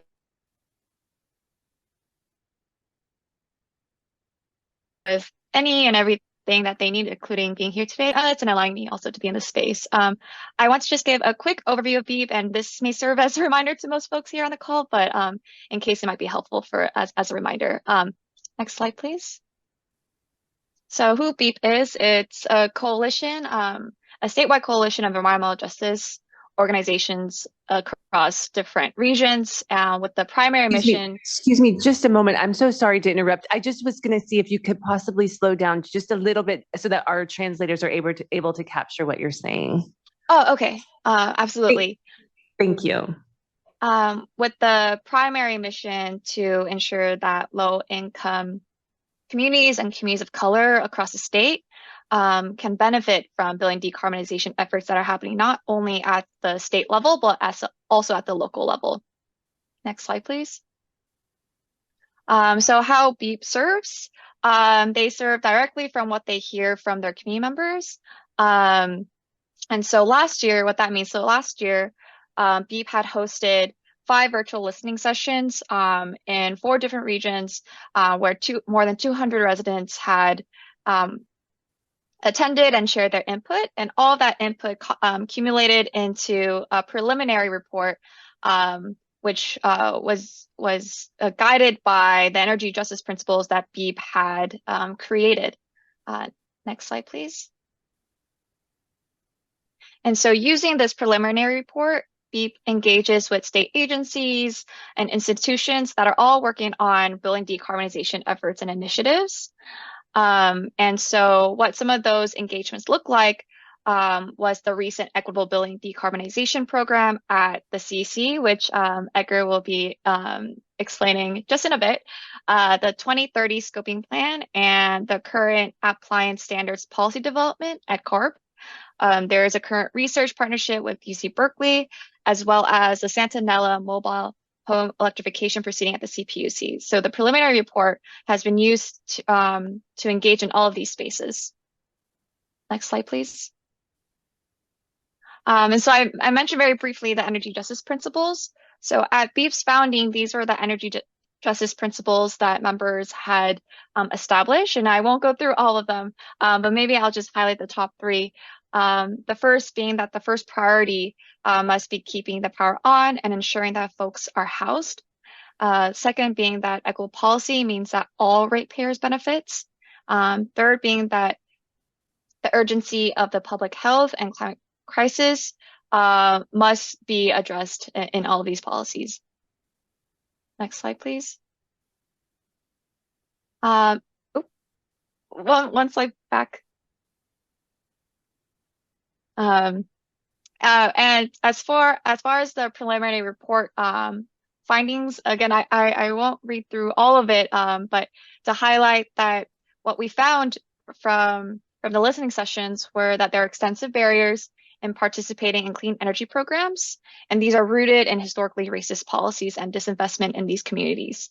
There's high levels of debt, rising housing costs, and barriers to high road development that community members had spoken to. Community members have also spoken to the need for holistic building upgrades to ensure that folks actually benefit from building decarbonization appliances. So just installing an appliance won't get to the benefits that the full benefits that can be achieved through building decarb that's taken with a holistic approach.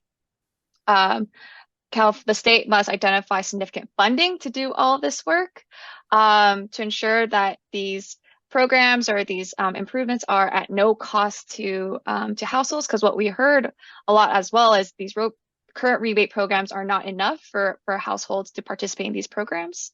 There is no one-size-fits-all solution. And lastly, that a successful design and implementation of building decarbonization means working with community members from inception, through design, through implementation, to evaluation. And with that, I will pass it to Edgar. Hello, and thank you for that transition. I will now be moving on to and sharing out BEEP's engagement with the California Energy Commission. Can we move to the next slide, please? All right, thank you. So BEEP's preliminary report and its member organizations' deep ties with local building decarbonization efforts all contributed to our success and co-collaborating with the CEC on the Equitable Building Decarbonization Program. As previously mentioned in our preliminary report, we had identified that prioritizing to fund EJ communities is crucial to equitable building decarbonization, and the CEC's program was a great mechanism to make that happen. So we wanted to share a timeline of BEEP's engagement efforts with the CEC from early February of 2023 all the way through October.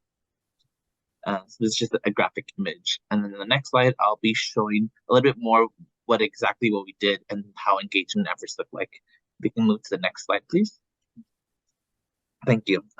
So BEEP had its first calls with the CEC staff in February. Then this summer, BEEP began to actively participate and support publicizing its community workshops for community input.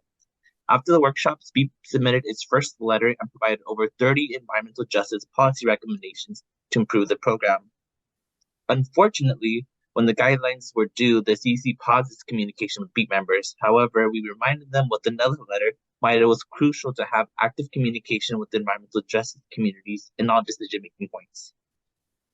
Finally, leading to the October 17th CEC business meeting, BEEP members coordinated with local and statewide coalitions invested in building decarbonization to voice lingering concerns. Most of the concerns were around enforcement of tenant protections and ensuring that sufficient funds were allocated to support a holistic home retrofit improvements. Fortunately, the CEC did mention that the CBOs can further engage with the program implementation and its updates to the guidelines as the program rolls out. And so we are fortunate and grateful for that. And now to the my last slide is around the letter to the CEC. So this is not the full letter we sent out to the CEC when final comments were due, but we wanted to share this out that in the time frame of 2 weeks to deliver BEEP's comments, we had coordinated and mobilized over 15 organizations invested in building decarbonization and several passionate individuals to support our policy recommendation. This also shows how environmental justice organizations across the state are invested in equitable building decarbonization and the need to ensure that low-income, vulnerable, and communities of color are not left behind when it comes to state programs. I can go ahead and now pass it off to my colleague, Katie. Yeah, thank you for that. If we could go to the, thank you. Perfect. Carp's reading my mind now by just switching the slide. I appreciate that. In summary, we wanted to relist out some of the wins that we got in the CEC program, because while we still had some changes we wanted to make, this is revolutionary. We've never seen a non-housing agency adopt tenant protections the way it's written in this bill. We've never seen them say they're going to compensate community organizations. You're not only required to engage with us, you're required to pay us as part of your funding to actually help you do outreach, do the evaluations, follow up with residents, and make sure the program is successful. So many things here are completely different than when CEC started, and a direct result of robust engagement. And the beauty is that even though we still have more work to do, that CEC is committed to continuing to engage, and on the record said repeatedly, we will change this program if something goes wrong during implementation. For example, their idea for enforcing tenant protections, they're like, gosh, we've been really grappling with this, but we think we're going to say, if your tenant loses the housing, then you have to pay us back all the money. And that's just going to be written in the contract. Like, is that good enough, EJ people? And we were like, that's great. Like, we'll take that. Like, pay us back all the money is a pretty strong incentive to ensure people don't lose their housing. But I will also say that part of the success of this program is the fact that it's based on funding being available. This isn't a top-down standard. It does mean that it will move more slowly than maybe some of us might like, but the impact on the communities and ensuring that the work is done well, that there's resources for the level of improvements that will be needed, that we're really taking the time to really build a program that's going to work for communities that need it the most is an incredible opportunity. And we recognize that not every agency has that opportunity, but we do hope that this lesson at the CEC is instructive to what true equitable decarb is going to look like. So on the next slide, we will just circle back to some of the general lessons here that we will not be unfamiliar to any of the agency folks in the room, hopefully, about procedural equity. We really need to ensure community engagement from the beginning, and this needs to be robust enough. We were under a little bit of a tighter timeline with the Energy Commission than we wanted to be, but they still made the space. And the minute we threw the flag and said, hey, wait a minute, why aren't you meeting with us? We were literally on the phone with the lead commissioner that next Friday. day. They were like, oops, our bad. We didn't mean to cut you out. Let's talk about where we are. Let's figure out how to move forward. And to really have those conversations about how we could be good partners was really just an incredible, at first we were expecting them to say, no, we're good. We got it. And they haven't, and they've embraced it. And now everybody admits it's made the program so much better. And it will protect the program in the long run politically, because now they have the support of all these groups all over the state who helped create it, and will protect the funding and the implementation as it moves forward. That the engagement should not stop with the adoption of evaluation and guidelines, not only for evaluation purposes, but this is a big state with a lot of nuance, especially when it comes to building type, to grid problems, to infrastructure differences. I mean, you name it, there are no two blocks in the state of California, and particularly in EJ communities that have been redlined from investment that are going to experience these things the same. So committing to the continued engagement and us knowing that at any point in between our regular calls, we can throw a flag and they're going to call us and say, hey, what's going on, is really great, because we know now that if anything happens, or if tenants start losing their housing, or if something's going wrong, we know immediately who we can call, and they're going to have the levers that they're going to pull to try to correct anything that might be happening that's negative. And now, we're continuing to, we are very committed, and they're committed to actually learning and incorporating those changes moving forward, which is huge, because we hope this isn't the last of it. And I've had a lot of people talk about, well, gosh, but this is like almost $1 billion, Katie. We're not going to have this much money moving forward. Well, we could.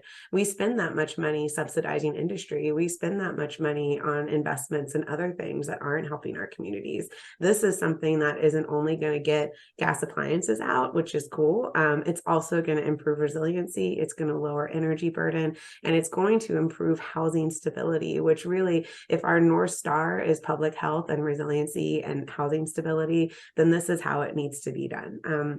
So we wanted to bring this to you. You can go to the last slide here, just to give you an update on what we were able to do with CEC, because hopefully you'd find it exciting. And hopefully you're going to want to engage in the program as program administrators get selected, and maybe even apply to be administrators yourselves. So we wanted to make sure you knew that this was coming, but also because, like we've been saying, we hope this can be instructive to CARB as they're working on what is a very top-down standards process, to really think about what it might look like if we were to flip the paradigm and really build it from the bottom up in partnership with communities. It doesn't fit within a traditional rulemaking framework. Even the CEC got exempted from most of the APA requirements because they had to get it done, but it's allowed them a certain flexibility that traditional rulemakings and top-down processes simply don't usually have. So we'll stop talking there and take any questions from folks in the room or on Zoom, but we hope you're excited by this. We hope you want to join Beep calls. I promise they're fun, and I'm not just saying that because I help facilitate them when I don't have a cold and sound like I've smoked a pack of cigarettes, but I do think that there's a lot of great momentum here. There's a lot of great opportunity, and it does feel like the funders, the agencies, the lawmakers in particular are starting to understand what's possible if we do this a little bit differently. So I'll stop there and see what comments or discussion come forward. Great. Thank you, Katie, Edgar, and Suji for the presentation to the EJAC committee. If you're interested in a comment or have a question online, you can raise your hand with Zoom, or for folks in the room, you can tilt your name card, and I see one tilting slowly. Matt, please. I was trying to observe equity of airtime. Katie, why was everybody so cooperative? Was there some sort of missive, leadership, confrontation, directive? What? How did that work? Was it just the legislation? I will say that it was, and Edgar, please chime in because you've been a part of the Healthy Homes Working Group. I mean, they knew that it had been part of the directive was equity. I think we also got really lucky with the commissioner that was in charge of this program, Commissioner McAllister, really believed in equity. Like I literally bumped into him at like a Friday night social event here in Sacramento, and he talked to me for like 20 minutes about like, what about this? And we could do that. And we should, like, what do you think about this? And I was like, whoa, like I was not prepared for this level of interest from a decision maker. But I think the commissioner being that committed really gave the staff the leeway to be able to say, hey, what would this look like? We also partnered with them and got the resources to really, like, we went to every listening session they had in the state of California. We helped host some of them. You know, we were like actively there with them through this crazy process So we demonstrated our commitment to being good partners, which made it easier for them to say, you're in it with us. But I also think that groups like a Healthy Homes Working Group were very active in not just getting this money, but protecting the money. We were really worried we were going to lose this money last year because it hadn't been expended. And we're also worried we're going to lose it this year still because it still hasn't been expended. So they saw us showing up. They saw us. They know that we have these relationships in the legislature. So it created sort of a shared doing this together makes sense energy that really came from the top, but was exhibited by everybody throughout the process. Very cool. Edgar, you want to add to that? Very good. Kate mentioned everything, but yeah, I just want to reiterate, BEEP was a big voice in this, but we weren't alone. And yeah, we collaborated a lot with the Healthy Homes Working Group on comments and delivering comments and even participation at workshops.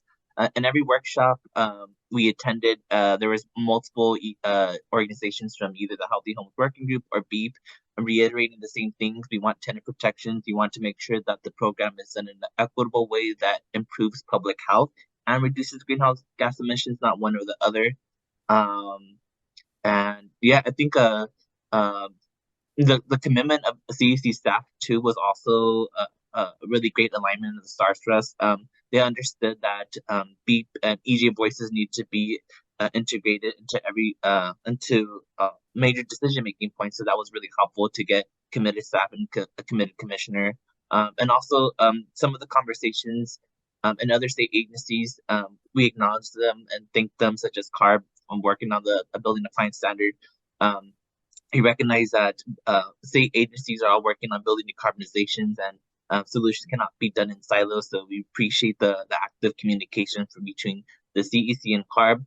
We would love to see more future engagement from the CPUC and other state agencies because we also recognize that we need a state agency who has a better understanding and flexibility to push for more tenant protections and understand housing policy better. So we would love to have other state agencies connected with this work to be engaged in this process because the CEC's program is really great and tremendous. We know that we can achieve and continue to go to a just energy future with having a multiple coordination between state agencies. Yeah, that's awesome. I think you guys are just really demonstrating the know-how and the technical skills in communities that you need to pull around the radical inclusion that the agencies just don't have. And I think I see this in a number of different advisory committees. We're getting better at this idea in the state, and just got to make sure we find a way to capture all of these lessons learned in some kind of after action review so that there's a standard for how we conduct advisory bodies at the state. Thank you. Thank you. Please. Hi, everyone. I really appreciate your presentation today. I'm curious as to how if you are interested in working with tribal nations. I think that in terms of equity around these pieces of the puzzle, I guess is what you would call it, that we need that kind of inclusion. And I've said it before, and I kind of gave up on talking about it, that there's all these programs out there, but we don't know how they're actually impacting our communities, and it does need to come from the bottom up. And again, I'll say it again, to nauseam, that Hoopa, which is the tribe that I come from, some company came in, wrote a grant for us to put in EV chargers within the community. And it is now like 3.5 years and not all of them are electrified. And that's because there's no, the transformers are not in place. And so they're being vandalized and they're just, I took pictures again the other day because I'm like, again, when are these things going to be charged? Like somebody made money on the back of the tribe, a low income disadvantaged community, to write this grant. And I want to know who that was. I want to know who those people were that did it, because they made money and they walked away and the chargers are still not charged. So it's really frustrating to be on the end. And I've also said this, about the charging stations in and of themselves that, you know, again, 2 weeks ago, somebody called me, oh, Jill's all on the EV chargers. We're trying to find a charging station that works because there was a car that needed to have a charge. And we literally looked all over within a 30-mile radius, of which there were several charging stations, but none of them were working. So I'm like, I guess you're just gonna have to go the old-fashioned way and plug it into somebody's wall outlet. But again, this is an example, just one example of a disadvantaged community that has, again, been kind of taken for a ride. And these programs aren't being built from the bottom up, and they should be built from the bottom up because you're gonna have more success at that level. And we can't allow ourselves to be taken advantage of by these experts who come in and say, oh, we can, you know, write this grant, get our money, and then leave. That's not okay. So I definitely want to find out a way to engage with you, and I apologize for taking up too much time, but I appreciate your preliminary findings that you've shared with us, because I think they're spot on. Yeah, no, Jill, this is like the perfect time to engage, because there is a tribal set aside within the Equitable Building Decarb program. And this is exactly what we were worried about. And it's funny, I was laughing on the last BEEP call because I had already gotten like 3 different inquiries from groups who were like, we're thinking about being the program administrator for this. And I'm like, cool. What are you bringing to the table? Who are you working with? Like we're going to assess each of you independently, because we're not just going to say yes because we're desperate. We're going to look for the right partner to ensure that these communities' needs are being met. And so tribal communities, I know they've attempted to do some outreach to the Energy Commission. I don't think it was super successful. And so this is a really good time. But I will just say, I'm glad you brought up the transformer thing, because like, we fought really hard to try to get the threshold of non-appliance money increased for that reason. Because we're like, you know, this is directly tied to historic redlining and segregation. These communities don't have the infrastructure to handle this much electric load. And if we're going into someone's house and they have bad wiring, or they don't have enough sufficient, you know, we need to be able to address those issues, rather than just saying, as we've had to in the San Joaquin Valley pilot and in other cases, sorry, we'll come back to you when we have the money available. Like, this is a real, and so the tribal community set aside is there. And I'll follow up with you on email. I'll get it from Dr. Catherine so that we can talk about looping you into the next meetings, because we're starting to have program administrator folks come to us already. And we were just starting to talk about, so Edgar's enthusiastically on your side, because we were just starting to talk about, okay, how are we going to evaluate these folks to make sure it's the right people? Because we do think CEC is going to listen to us when it comes to who these program administrators are, which is important. Yeah, and that's great, because I think that the other problem is we have 3 homes. We have a housing shortage. We have a homeless shelter on the reservation, and we have 3 vacant homes that have been vacant for almost 2 years because we can't get a PG&E. I'll just say their name, Pacific Gas and Electric. Let me say that again, Pacific Gas and Electric won't put new chargers in. It's not their priority. So we have 3 homes that can't be used because of that, not to mention the EV chargers. I could go on. They'll be first in line to do the offshore wind transmission, won't they, Jill? So they'll be standing right there saying, oh yes, because they'll make money from that. Thank you. I see your hand raised, Kimberly, but before I do, Martha Dina had her hand raised, so we'll go to her. So Martha Dina, please. Again, I appreciate the presentation. What would you like to see from CARB, given the success you've had, one initially with CARB, but also now with the other agencies? What would you like to see? Man, I see thinking faces on my colleagues. I'll start. I'm sorry, I feel like I'm taking up a lot of airtime. I'm going to blame it on the cold medicine, but I will say that I hope that the drum that we keep beating with these agencies is that changing appliances is simply not possible in most of our communities without significant investment. It's just not. The San Joaquin Valley pilot, it's been an average of $6,000 in cost just to get the basic remediation in place to put in the appliances before they do anything else. And again, those are just in the households where it was deemed feasible. They skipped households that were mobile homes. They skipped households that were too far off the grid, right? It's like, this is a big, big equity issue. There is no way we are going to do an appliance standard process without leaving communities behind. They will get stuck with older appliances. They will try to fix those appliances. They'll get stuck with more polluting, less efficient appliances, or they'll just be non-compliant and go back to wood and propane because that's going to be the thing that they can get. So I think that it's just so important, as hard as it is to think about getting enough money to do this statewide for our EJ communities, this is the fight. And when I think about how much money is flowing through existing climate programs, especially money that benefits industry, just keep doing what they're doing. The money is there. It's not a question of if the money is there. It's a question of if we're disciplined enough to really follow the community's lead and invest in something that finally has the potential to bring about the promise of AB 32, which was that EJ communities were going to benefit from all of this. We're seeing higher energy bills. We're seeing more pollution. We're seeing more exposure to catastrophic wildfire smoke and all of these other things. Like, this is a program that actually has the potential to move that needle for residents in a really tangible way, but it's not necessarily going to be done through a rule. Martha Dina once told me that I'm a hammer that likes legislation and everything looks like a nail, which is a bill will fix it. And that's very true. I think sometimes in the agencies, we think that a rule can fix it. And in some cases, that's just not true. And I hope that the experience that the Equitable Billing decarb program shows us as it's implemented is something we will truly take to heart to inform if and how CARB proceeds when it comes to getting gas appliances out of homes. But sorry, Edgar, go ahead. That was a wordier answer. No worries. My response is very similar to yours.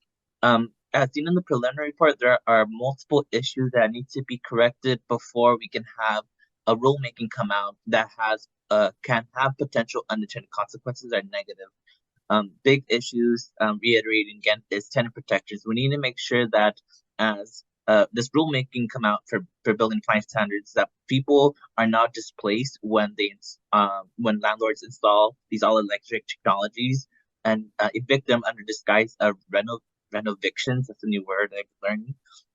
There needs to be adequate amount of funding to also support low-income folks, remove the barriers to install these technologies. What we see with the CEC program, $1 billion is a lot of money. However, it is actually only a fraction of the amount of money to actually decarbonize low-income homes in an equitable way. So we're going to need a lot more funds in the future. And also ensuring that CARB is continuously integrating public health as a metric of success into these programs, not just greenhouse gas emissions too. We need to make sure that low-income folks and communities of color are living in homes that can breathe a quality air and also be able to be comfortable in their homes too. So making sure that the public health is also prioritized. And then lastly, again, I'm going to keep on saying it because I hope it comes true, but interagency coordination. We understand that the CEC has money and has a capability to do this work, but also the CPUC also has a lot of funds to help support with building decarbonization. If we can have CARB continuously convene and centralize funds to truly dedicate them into an easy and accessible program where it's not just retrofitting the appliances, but improving the homes, improving the infrastructure, and making it in a way that is truly accessible to low-income folks who may not have English as their prioritizing language, but truly make this accessible. If we can have an equitable program like that, that will truly start putting us into the path of a just transition and leading into a just energy future. Yeah, that's beautifully said, Edgar. And I will just say that when you look at the CEC program and see the beautiful tenant protections that were written in that Edgar had a huge hand in along with Sage and others, that the only way that it's enforceable is because it's connected to funding. We could not figure out another enforcement mechanism. And so the risk of displacement, especially when you're investing in underserved communities, is huge. And it's not something that I think none of us had come up with a better way to enforce this, because you can't force a jurisdiction to do something, like there's limits to even CEC's authority, but because they had that money, they were able to say, if you violate this, we're pulling the money back. And we hope that's going to be a strong enough hammer to keep people from losing their housing. Kimberly. Wanted to support Jill when she said that, about the grid and the infrastructure. The grid and the infrastructure is very important. We have to remember that It's not about getting people in these EVs. It's about the grid and the infrastructure will have to be upgraded in order to meet the demands of the charging vehicles. So without infrastructure, we can advocate all day to get low-income residents into these EVs, but if there's no infrastructure around, they're still going to be able to keep their car or be put in a position to buy a newer car and still be able to use gas because they can't afford to charge their vehicle at home because their PG&E bill is going to go skyrocket high, or there's no infrastructure in the community to be able to take the car to charge it. So I just want to be able to put that at the top, to remember that the grid or infrastructure has to be upgraded in order for us to get these residents into these cars. Thank you. Yeah. Any other folks on Zoom that want to speak to this? Others in the room? Please, Dr. Catherine. Yeah, this is Dr. Catherine again. So want to reiterate my thanks to the collaborators within BEEP and to our 3 presenters today. Central Valley Air Quality Coalition is really proud to be a part of this coalition and support Katie as one of the co-facilitators and coordinators as our senior policy advocate. This is really important work for San Joaquin Valley communities and EJ communities across the state. We know that the building sector is a significant source of greenhouse gases and that these types of approaches can directly benefit low-income households, which is so critically important. And, you know, somewhat related to the conversation we were having earlier about cap and trade, where we were talking about having to seek reform through limited systems rather than focusing on mandatory emissions reductions, we should be starting to implement these programs in the places that need it the most, that it may be the hardest to implement, but time and time again at agencies, I hear, let's start with the low-hanging fruit. And I think we really need to actually turn that paradigm on its head and start with frontline environmental justice communities, because if it's the hardest to figure out and implement there, then it should be easy after that. So really, again, appreciate the opportunity to have this dialogue with the presenters and for you all taking the time, and really appreciate everyone, and especially folks like Martha, Dina, and Katie, who are pulling through even with colds and allergies and all kinds of other things going on this season. Thank you all for showing up now today and in doing this work in partnership with us. Great, thank you. Anyone else on this? Okay, seeing none, we're going to go ahead and actually take a break, about 15 minutes. So we'll return here at 2:20. Thank you.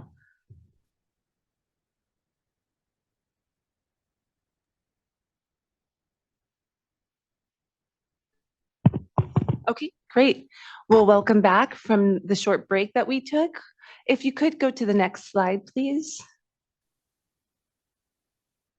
Wonderful. So next up is a discussion about the low carbon fuel standard, and I will turn it over to Dr. Catherine to introduce the item.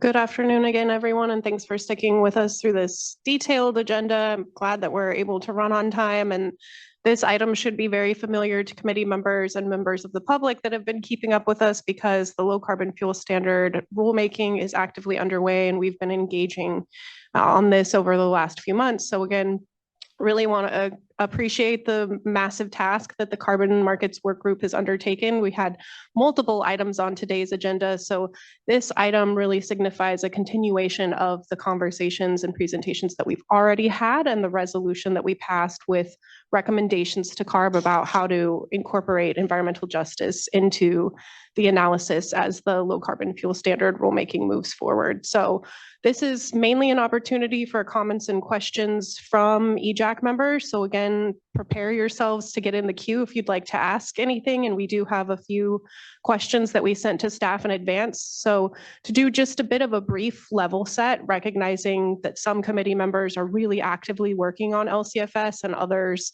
mainly hear about it when you all come to committee meetings, really want to appreciate that Matt Botill with Industrial Strategies Division has made himself available today to provide just a quick refresh for us about the LCFS and to be available to answer what questions he's able to today.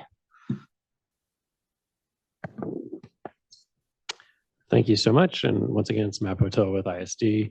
So I'm just going to do a quick, I don't know, couple of minutes here on where we are with the LCFS and just a reminder of kind of what we've talked about previously.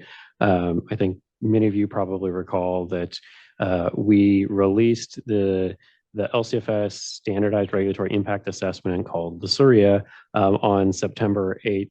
And then on the 15th, I think it was, we had a joint meeting with you all and our board where I presented a number of slides that went into both kind of where we are on the LCFS rulemaking, some of the principles that we're trying to follow in updating the LCFS, as well as a couple of slides on the SURIA as well. We also had a staff presentation on for the board at the end of September. I think it was the 24th or the 25th, where we presented more detail on what staff's current thinking was on the rulemaking, as well as information on the SURIA. As far as process goes, I want to reiterate something here.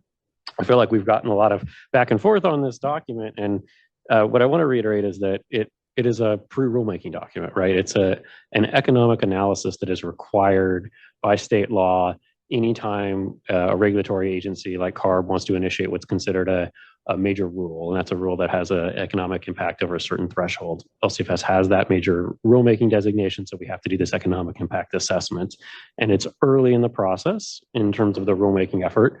So what we do after we produce this SURIA, we send it to finance, they give us some comments, and then we actually release the staff proposal for the rulemaking for public comment. And with that staff proposal, we also do an additional economic and emissions and environmental analysis, as well as look to release an environmental analysis associated with CEQA. So there's more of this analysis that is coming with the staff proposal.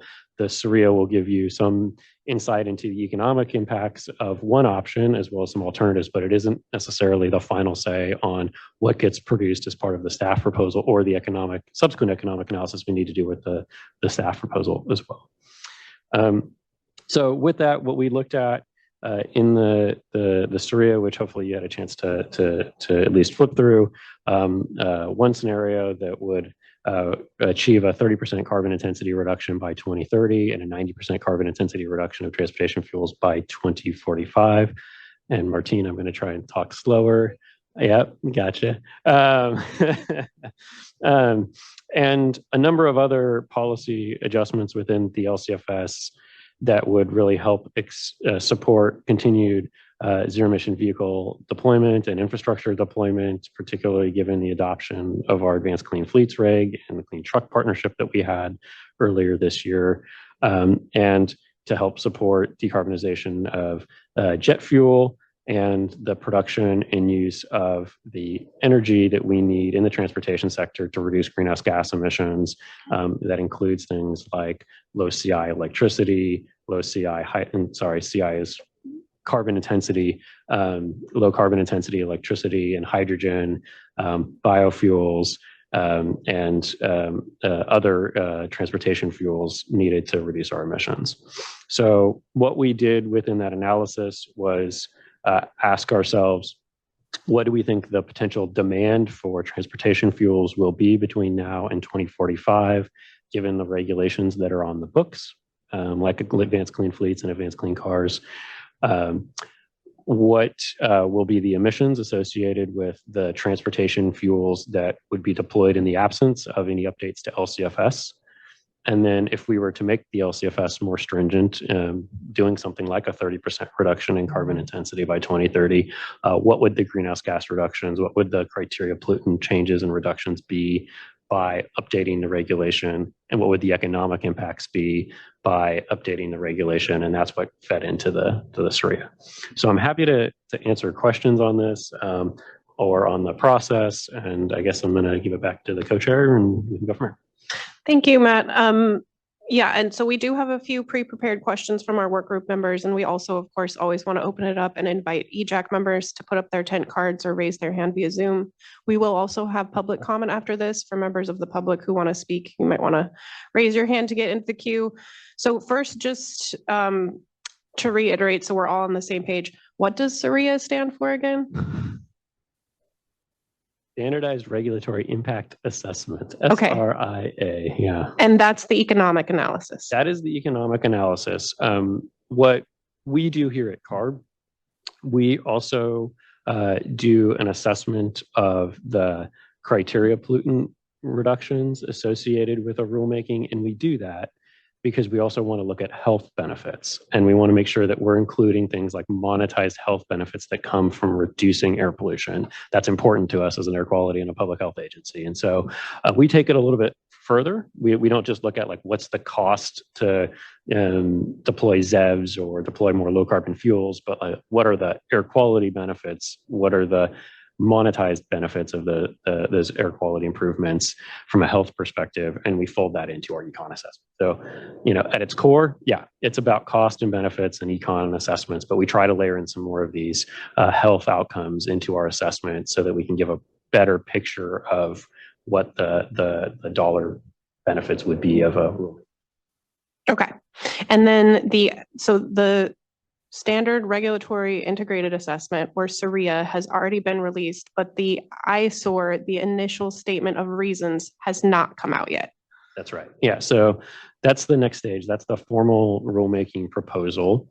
And that's where we release draft regulatory text. So we go in and do underline strikeout in the reg text to show what we're proposing to change in the regulation itself. And we accompany that reg proposal with a staff report, the initial statement of reasons, that goes into the rationale for why we're changing the regulation. And it also provides additional information on economic impacts and benefits and air quality impacts and benefits as part of that staff report. And we've been doing this for years with our rulemaking activities. This SRIA came in relatively recent legislation, and so that kind of layered in on an additional econ and health analysis on top of the thing that we've been doing reports for years. Got it. So that is coming, and that has not been released yet. Okay. And we anticipate the ISOR will be out in 2023 or early Coming this 2024? year, yeah. Okay, great. What happens after the ISOR? So once we release the staff report and the proposed regulatory language, it becomes open for at least 45 days of public comment. So there will be a 45-day public comment period where comments can get submitted to CARB as part of the rulemaking activity. Once that comment period closes, then CARB staff have to go back and evaluate all of the public comments and consider whether or not we want to make any additional changes to our proposal. And so from there, we then will be bringing a proposal to the board for a vote, which will also have public comment docket associated with it. And we may have additional changes to the rulemaking proposal between then and the board.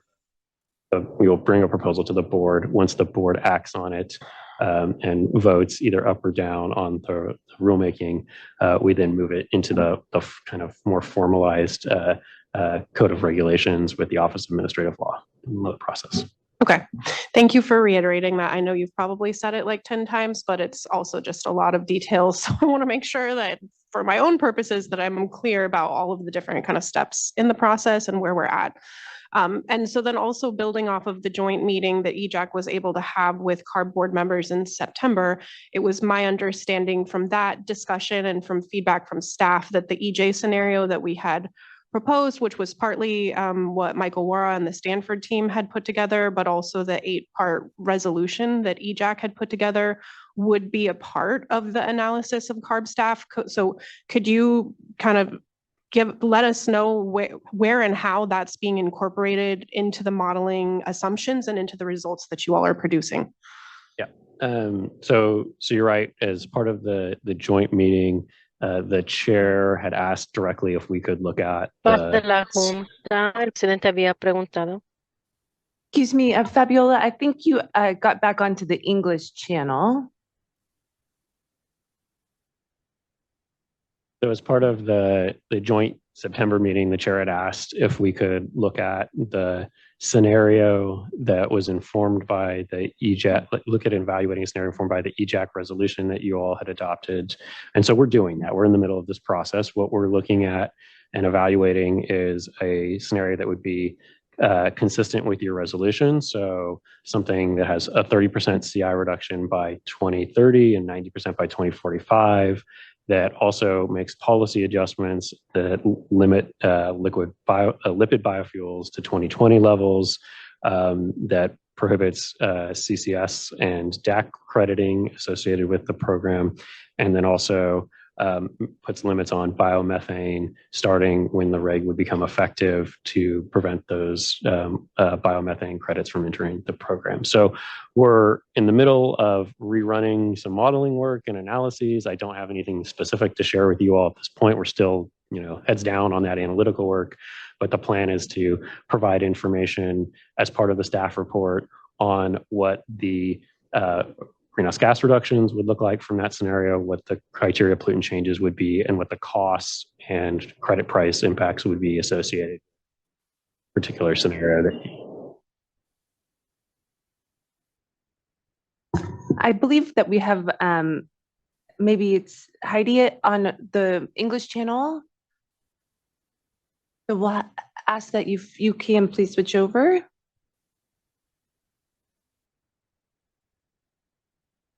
Thank you. So thank you for that overview, Matt Botil. That was helpful. And so now I'm going to pass it to work group member Martha Dina and then Kimberly, who also have follow-up questions.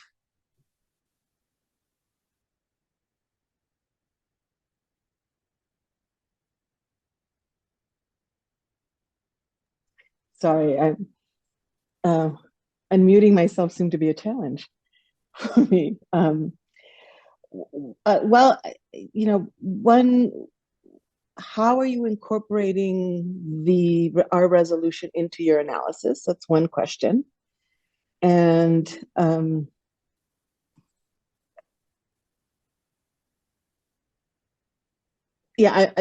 start with that question. Thanks. I wasn't sure if there was a second one. So to put a little bit more detail into it, what we're doing, we are taking the exact same model that we used to assess the scenario that was in the SRIA and rerunning it with the direction from the EJAC to make sure that the outcomes identified by the EJAC and or as part of the resolution are reflected in the modeling. And so what that means is, as I talked about earlier, we are projecting forward what the transportation fuel demand will be in California based off of what we expect full implementation of our regulations. So zero emission vehicle deployment is a big driver of what transportation fuel demand will look like. The regulations are a big driver of that. Projecting that forward, we're using the same demand going forward for transportation fuels across all of the alternative scenarios we're looking at. What's changing is the types of fuels that can be used to meet that transportation fuel demand into the future based on the direction that you gave us. So by limiting the amount of lipid biofuels, for instance, that can be used to meet that transportation fuel demand, we're now running our model and saying, okay, if we limit it at 2020 levels, what will be the emissions and the fuel supply that will be needed to meet that demand in the future? And so we're doing this so we can have comparability across all of the scenarios, because we think that demand will be driven predominantly by the regulations. And so we want to make sure we want to look at what the fuel and emissions outcomes will be with these various different policy constraints. So hopefully, Martha, that answers your question. Happy to try it again if not. And then how will you be incorporating the information from Stanford into this? Yeah, so Stanford actually used our model. They took the model that we had developed and they ran it themselves. And so what we're doing is rerunning our tool with the inputs that align with the direction from you all. And so my understanding is that's something somewhat similar to what Stanford did. They had worked with you all to get a set of inputs, then Stanford ran the model. We're doing it ourselves, given that it's our model, to make sure that the demand side is aligned so we can have comparability across the different scenarios. So from an analytical framework, we're using the same model, us and Stanford. We're rerunning it with your inputs to produce those outputs.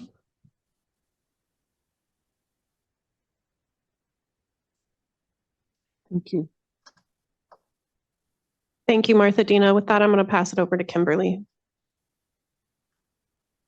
Thank you, Dr. Catherine. What role will the testimony on the record of residents' lived experience, including those living near dairy and refineries, play in modeling the EJ scenario and the ISOR generally? And the reason why I'm asking this question is because I grew up by a dairy in West Fresno, the Darling plant, and it took us 40 years to be able to get city council to see that this was a public health effect, that it was causing asthma, and it was not supposed to be operating without the original permits. I'm asthmatic, my son is asthmatic, my parents are asthmatic, and we all grew up in West Fresno. So that's why I'm asking that question. So I do want to start by reinforcing that the focus of the low carbon fuel standard is to reduce greenhouse gas emissions in the transportation fuel pool. So it is a early action measure that was adopted as part of our climate change programs. And in response to the need to reduce greenhouse gas emissions, the LCFS has the structure where it incentivizes the lowest carbon intensity fuels to come into the transportation fuel sector. And over the last few years, predominantly, we've seen more biomethane enter the transportation fuel space because those projects, dairy manure methane capture projects in particular, are capturing methane emissions that would have been released into the atmosphere. And so they receive a pretty favorable score as a result of capturing those methane emissions that are a strong climate change pollutant, capturing those methane emissions and using it in a transportation fuel pool. So as a result of the structure of the LCFS and how we, are targeting methane reductions and greenhouse gas reductions, we've seen an increase in dairy biomethane projects throughout the state and throughout the nation as that biomethane is being captured and used in the transportation system. When we held our community meetings earlier this year, and when we had discussions in the scoping plan, we heard a number of times the concerns about community members about dairies more broadly, but also about the LCFS and concerns that the LCFS was driving driving additional actions and pollutants from dairies. So we heard those concerns and we heard that feedback. What we have been looking at on the LCFS side is making sure that we can continue our progress to decarbonize the transportation fuel pool to achieve our methane reductions that we have here in California. And then also looking at policy adjustments within the LCFS that would help to move biomethane into other harder to decarbonize sectors and maybe into non-combustion end uses as well. And so there's been a number of proposals that we've discussed publicly that are targeted at how we credit biomethane projects in the LCFS that also target how that biomethane is treated as a transportation fuel in the LCFS to reflect the direction of the scoping plan, which was continue to make greenhouse gas reductions, continue to make methane reductions. And that was informed by all the feedback that we got and the concerns that we've heard over the course of the scoping plan development. So right now, the program continues to incentivize biomethane capture and the build out of methane capture projects to meet our climate targets. And we have proposed some updates to that policy as part of the rulemaking effort that we're under right now.